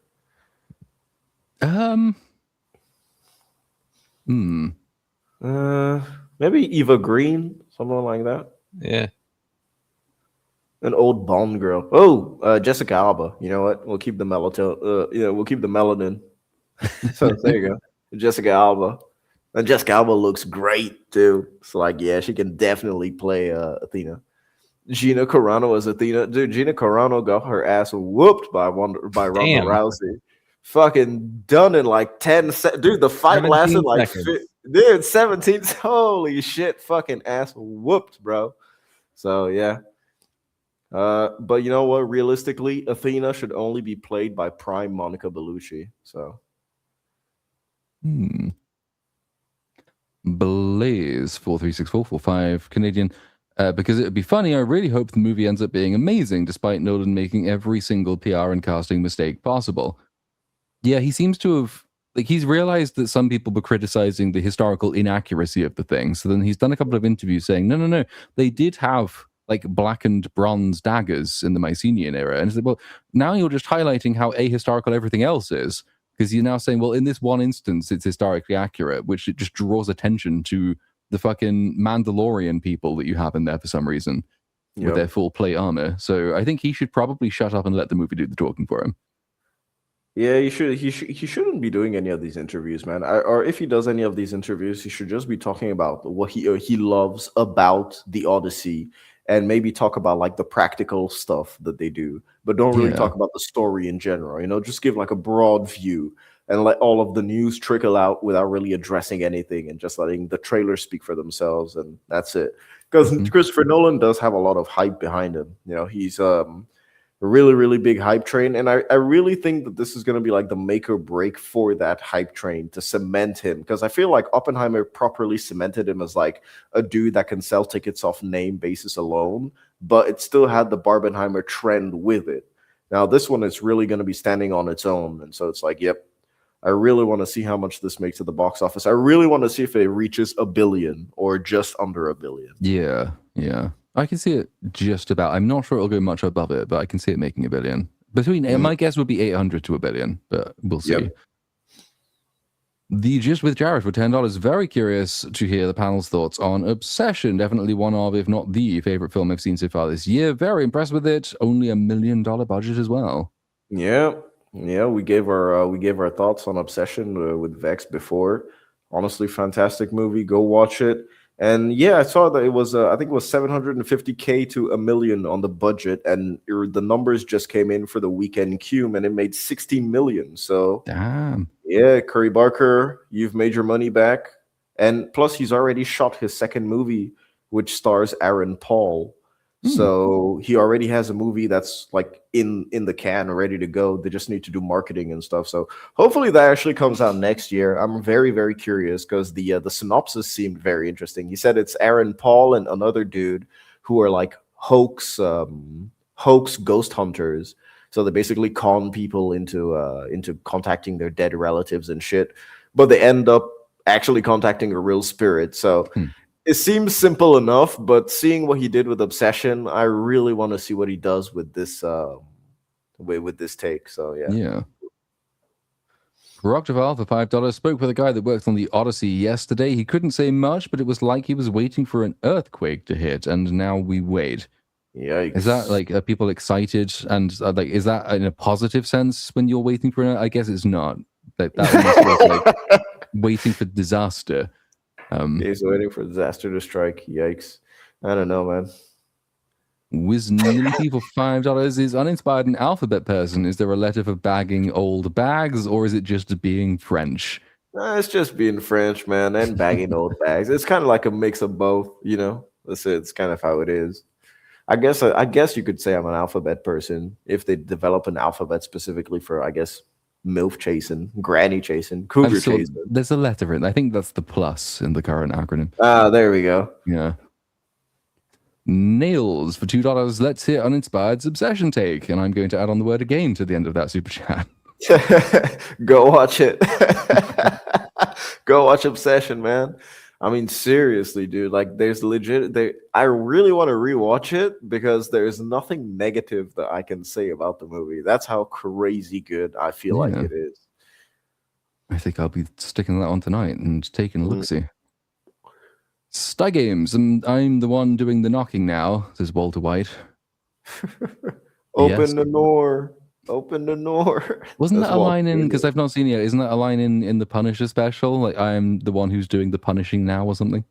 Did he say? I think he maybe have said it. I think I've heard people say that he said it, but I didn't hear it. I don't know if it was him or someone else who said it, but I believe the line is in the show somewhere. No, it is in the show. It's the woman that that basically says, that says that she put like a contract on his head, and just after she says that, she was like, "I'm doing the punishing now," and I'm like, oh, "Okay, cool." And then she just gets fucking wheeled out by her bodyguard. Blaze for 10 Canadian. FYI, big recommend against Subnautica 2. EULA is evil, possibly not legal, and game devs yet again want a specific playthrough style rather than experience with player choices. I paid and regret it. Yikes. I didn't even know that Subnautica 2 was out, man. I can't play number 1. I have that open fear thing. I think it's thalassophobia, maybe. I knew it'd come out and that they'd said, wasn't it something? Is that like you can't use guns even to defend yourself because they didn't want to be glorifying violence or something? Yeah, something like that. Like fish can kill you, but you cannot kill fish because that's ethical. I don't know what his EULA terms are, so I mean that would sort of depend, I guess. And specific playthrough styles is kind of a problem a lot of times. You see, like many games are now made so they either expect you to play in one specific way and the game breaks if you don't, or they just don't give you the option and the games play themselves, as I gather is the case with Mixtape. So it's all I know about Subnautica 2 is that it's out and that some people have problems with it, but I know nothing more about it than that. Yeah, me too. That's the extent of my knowledge on Subnautica 2. Gemaicha, who would win in a fight? Nintendo's Kirby versus Thanos, Breath of the Wild Link versus Geralt from Witcher 3. Everyone is at max power. Obviously, Kirby would devour Thanos. Yeah, Kirby, I think, wins. Yeah, Kirby. He sweeps. Yes. Well, I'm trying to think if Thanos if Thanos got all the Infinity Stones, because Kirby could just suck the blood out of his hand. Kirby. Yeah. Yeah, Kirby wins. Even with all the Infinity Stones, Kirby. Yeah, because Kirby can just swallow Thanos and gain his B power, and then that's the Infinity Gauntlet, so he wins. Breath of the Wild Link versus Geralt. I don't know enough about Geralt. Breath of the Wild Link me either. needs I don't time, know I think. enough about Link. Yeah. You sort of need time to go gathering all your stuff. You're more vulnerable, I think, as Link in Breath of the Wild. So probably Geralt out of the Geralt is box, a beast, but dude. Especially with all the potions. yeah. But I don't it's really know irrelevant, yeah, his because power set. Kirby wins both matchups. So there you go. That's the ultimate showdown for the week. Big T for $9.99. How did people like the Peaky Blinders movie, The Immortal Man? No one talked about it when it came out for some reason. Also, why did they cast Joel from The Last of Us doing graphics in Punisher? Yeah. I've never even heard of The Immortal Man, so that would be why I didn't talk about it. I don't know. I'm not a fan of Peaky Blinders, dude. I've never seen it. I stopped watching after 3 episodes of season 1. And keep in mind, season 1 only has 6 episodes. I was not interested after the first 3 episodes. I was like, well, fuck this. So no. And no, I've never heard anyone speak about The Immortal Man. I saw that it was like top 10 on Netflix for a while, and now even then, it's not really top 10 over here in France anymore. Yeah. And yeah, the extent of the Peaky Blinders, like knowledge that I know, it's like I've heard people talk about it, but the longer it went on, the less I heard people speak about it. But it was huge back at the time with the first like 2 seasons. So yeah. I don't know. I didn't hear anything positive or negative about the Immortal Man movie. No, nothing at all. Hemorrhoid hurts for 2 asses appropriately. 2013. In 2013, I was 46, mate. Yeah, dude. Well, Oh. I was born in 2002, man. 2013, I was 12. Well, 11. So math is not mathing. Christian Solis, I think that is, for £2. Thank you for everything you do, Little Platoon. Thank you, and you're welcome. Sty Games for 5 Canadian. Recently, it was revealed that Deadpool and Wolverine cost under or over $500 million to produce. You should be able to read more into it on the movie's Wikipedia page. I mean, I guess every movie in existence either costs under or over $500 million. But, I mean, if it's over $500 million, that's very expensive. Well, nowadays, I think the issue with Hollywood is like it's kind of fucked either because if you do a big budget movie with a huge cast, automatically your base is going to be what 150 million just on salary alone, cast salaries, you know? So you've already kind of fucked the game over immensely just from that aspect. So unless actors are willing to cut down their salaries, which I doubt they are, you know, you have people like RDJ or The Rock that are getting 40 to 50 million per role. Then you have people like Chris Hemsworth. Even for Thor, they're getting 10, 15 million per role. So if you're doing anything in the cinema industry now, if you're making a movie, as long as you have a big cast, dude, they're taking up so much of your budget that it doesn't shock me that budgets are going to be completely overblown now. Completely overblown for blockbusters, at least. And you're not going to see a lot of actors in indie movies because they don't want to lower down their salaries. So a lot of them are actually just going to TV because now streaming is becoming so competitive to the point where each streaming service is trying to do their own show. And each of them are trying to do their own big budget shows. So, I mean, look at Apple TV with all their big budget shows, specifically Godzilla, the Monarchy, Legacy of Monsters, some stuff like that. I think that's what it's called. Like, that's a huge budget show for a streaming service. Netflix always doing big budget stuff. So it's like, I don't know. A lot of actors are moving to TV shows. If you guys have realized, big budget actors are moving to TV shows because there's not a lot of money to be made in movies anymore. It's even less and less money to be made in streaming these days. So I suspect there'll be a bit of a move back in the other direction because all of that is drying up quite rapidly.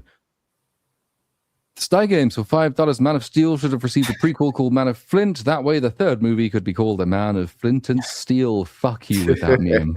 No. Sty Games for another 2 Canadian. Resident Evil 9 or Hemorrhoids Prime 4. Hemorrhoids Prime 4 was shorter and doesn't have Grace in it, so Hemorrhoids Prime 4 is my choice. Yeah, fuck Grace, man. I uninstalled that game so quickly after I finished it. Stein Games, it's time to release the Subagats. It is Uzilnap. I don't know if I've pronounced that correctly. Probably not. But for $10, hey guys, because of EFAP, I was inspired to do my own movie breakdowns on Jewish entertainment for the Jewish nerd space.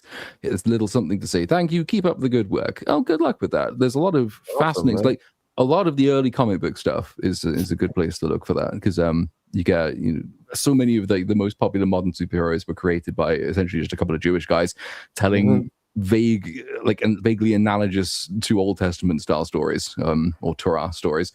So there's lots to be done there. Very much an outsized contribution to the pop culture landscape. So plenty to get into on a nerdy basis. Good luck. Good luck, man. Lair King for $2. Have any of you seen the interactive movie mixtape? No, I keep wondering whether I should play it, because apparently it's only like 3 hours long. But I don't know. I think all the points probably have been made about that. Dude, I even saw Jeremy Jones make a video on it, and that's when I was like, damn, people are really like talking about mixtape a lot. Well, it's because it's supposed it has all the hallmarks of being a huge industry plant. It's supposedly an indie game, but it's got licenses for popular, actually big name tracks, and it's got licenses in perpetuity, which not even Rockstar can afford for GTA. Jesus. And I think the person behind it is related to the founder of Oracle or something like that. So the money's obviously coming from that. Billionaire. Yeah, and then all the gaming journalists are saying, "Oh, game of the year, 10 out of 10," and it's like, but this isn't a game. So it's combined all the worst features of the direction of modern games and access journalism at the same time, which is why it would otherwise be so insignificant no one would give a shit. But it's kind of indicative of where the entire industry seems to have gone. That it's pissed a lot of people off. But I might, if I have time this week. Apparently, it's only like a 3-hour playthrough, because the game plays itself and you can't fail. So, we'll see. Sty Games, final Subagrat moi. Not quite. Uzi on that for $5. Almost on Buffy season 1. Favorite arc so far is the hunter cursed into a puppet with his final fate doing the right thing while ultimately killing himself. That's a spoiler for me, because I haven't seen any of Buffy yet, and I'm supposed to, I think, not see any of Buffy yet, because Mola wants me to watch it. So I'm going to forget that you said all of that. Big T, $4.99. Sydney Sweeney is technically perfect for Helen, the face that started Internet Wars. I don't know if her face did that, but her genes did. Yeah. Her genes definitely did. Yeah. Yeah, I'd go with Sydney Sweeney. Yep. Sty Games, Jack Black is Zeus, make lightning with flint and steel. The weird thing is he could probably make quite a fun Zeus. Yeah, that's what I was thinking. I was like, yeah, Jack Black could do a really good Zeus. As annoying as it is seeing him and everything playing the same person, I still find it really hard to hate him. So, I don't know. Take a 610 for $5. Helen of Detroit, the face that closed 1,000 ball creams, 1,000 Targets, 1,000 Chipotles. I don't know what's big retail chain in the UK. Fucking, I don't know. Tesco. Greg's. They do sausage rolls. I'm sure they get closed for diversity reasons. So plenty of options on the table there. Sty Games for $5 Canadian. Fun fact, Mike Coulter, who played Luke Cage, accidentally spoiled the ending of Daredevil Born Again Season 2 on his Instagram 5 weeks before the finale released. And nobody noticed, because nobody gave a fuck about Daredevil Born Again Season 2. Yeah, no one cared. It's crazy. I'm barely hearing anyone speak about it. Yeah, I was not unhappy to be away when we rounded it up on EFAP at the weekend. I could not make the final Daredevil stream. It's, to be fair, the finale is very funny, but didn't fancy having to sit through the preceding episodes again. Joey Bag of Donuts for $4.99. Diorio played the EFAP Keemstar clip the other day, and it brought a smile to my face. You are a badass and a pit bull, who's in the best way, never change. That's good to hear. That was a fun clip. Yeah, Nicholas Diorio is a very, very funny guy. As I've never really watched many drama tubers before, but obviously with all the stuff with Chrissy Mayer and everyone, I figured I'd give his coverage a shot, because we sort of know him from EFAP. He's a very, very, very entertaining guy. Dude, I love Nick Diorio. He's so fucking funny. Yeah. He's the only him and Turkey Tom are the only drama tubers that I watch. Yeah, and Turkey Tom stopped doing live streams, so Nick Diorio's live streams are so I watch his live streams so much that I have his pings, like his live stream pings are basically stuck in my head now. And yes, Keemstar is an evil, ugly rat gnome creature. Fuck him. Joey Bag of Nuts for $1.99. No, I'm not doing it. Nope. Even if you pay me, not happening. Fuck you. Sty Games. Flatten, what if you were forced to eat steak and the only way to avoid it is to finish Hemorrhoids Prime 4? I'd eat the steak. I'll call you Palton from now on. Boosting out $5. If you need an outside perspective to join on your Buffy breakdowns with Morley, you can hit me up. Hasidic DEI, if you will. I will keep that in mind. Need the extra points where we can get them. And finally, at least for now, Sty Games for $2.79. Final Supercat is moi, not you. That's a word. You are. Right.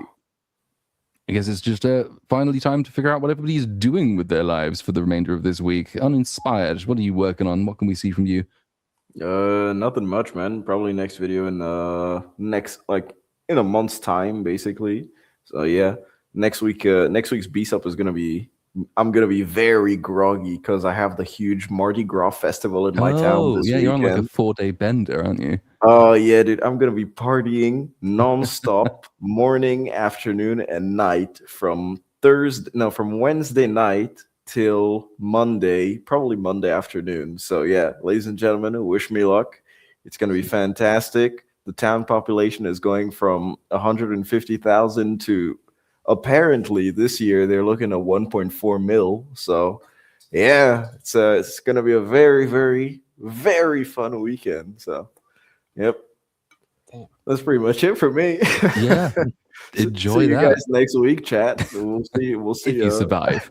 Oh, well, I hope so. Fingers crossed. Cynic, what is coming up for you? I'm releasing a review on Mortal Kombat 2 finally, and I can't wait to be done talking about this fucking movie. I hate this movie now. It's not entertaining anymore. It sucks all the way through. But and just working my day job and then working on YouTube videos at night. I have to release 4 in May, and it's fucking May 18th. So here we go. Good luck. Be a busy one. What about you, That'll be Platoon? fun. I don't know. I mean, there's a couple of candidates for videos. I want something that I could do quite quickly for me, i.e. to release this week. But what is quickly for you? What is a quick That's the problem. I keep looking at things. I could do The Boys, but that's going to take me 6 months. Or I could do, I don't know, like I've not done Mando seasons 1 and 2, but then that's going to take me ages, and then I might as well roll it into the Mando. It might be the next one I do is just the Mando and Grogu movie when it comes out. I haven't decided yet, but we shall see. But at least that video will release before the end of the month. So yeah, that to look forward to. We inevitably have a final round of Super Chats to go through just before we close out the show. Get my chart. I am the final one. You're not, though, are you? Wild Dog 499. Nicholas the Goat. Thank you for the $5, my man. Yep. This is Nicholas the Goat. It's a segment called the Ultimate Rape Reviews. Yeah, the Ultimate Rape. Dude, Nick Dioria's like his live streams are so hilarious and entertaining. And he goes on for a while too, like every day. It's crazy. I was there when he caught that final shiny Pokemon he was after. That's a moment of internet history. Sty Games, my final Super Cat is being locked in now. Sty Games, Patlin, eat steak live for charity. Well, I fucking hate charity. So we'll have to see about that. What's my alternative? Joey Bag of Donuts, Platoon, am I a bad person for wishing Chrissy was on FNT with you so you could body her like you did Keem? What are the odds on, I don't know what quarter F4P is. Quarter fab. Yeah. Quarter fab, EFAP and quartering. I don't know what the odds on that are because honestly, look at the schedule coming up. I don't know where we would physically fit that in. And as for Chrissy not being on FNT, look, it could have been funny, but I don't think it would have been very enjoyable for anybody else. And so the internet did a perfectly good job of giving her the response she deserved. I did not need to be there for that. Joseph Frost's Ghost. My problem with Resident Evil 9 isn't even grace. It's them turning Lord Spencer into a saint. I was to be a god. Apparently a good Merciful God. Yeah, wasn't he like an evil, sadistic megalomaniac in the previous game? And then in this game, it's like, oh no, jokes changed my mind. I still built a thing into my computer that can destroy everything for no particular reason, but fuck it. But Resident Evil 9 was successful, so it's probably But more of those on the way. That's the thing. I hated it, and I didn't even have lore stuff to get pissed off about. I just hated it for what it was. Spy Games, if there were 2 quarterings, would he be the halfling? No. If he were 2 quarterings, he'd be like an 8thling, I think. But I could be wrong. My math is not my strong suit. Knuckle Dragger for $5. Platoon, thanks for the Way of Ass breakdown. You are welcome. It's going to be at least a couple of years before I have to talk about those again. Joey Bag of Donuts, fair ploots, last supper cat, except that you are not. Spy Games, final supper cat is moi. That brings us to the end of the show. The button is being hit. Any subsequent super chats will not be read. Thank you for hanging out with us this evening, and we will see you this time next week. Goodbye. Bye. Fuck you.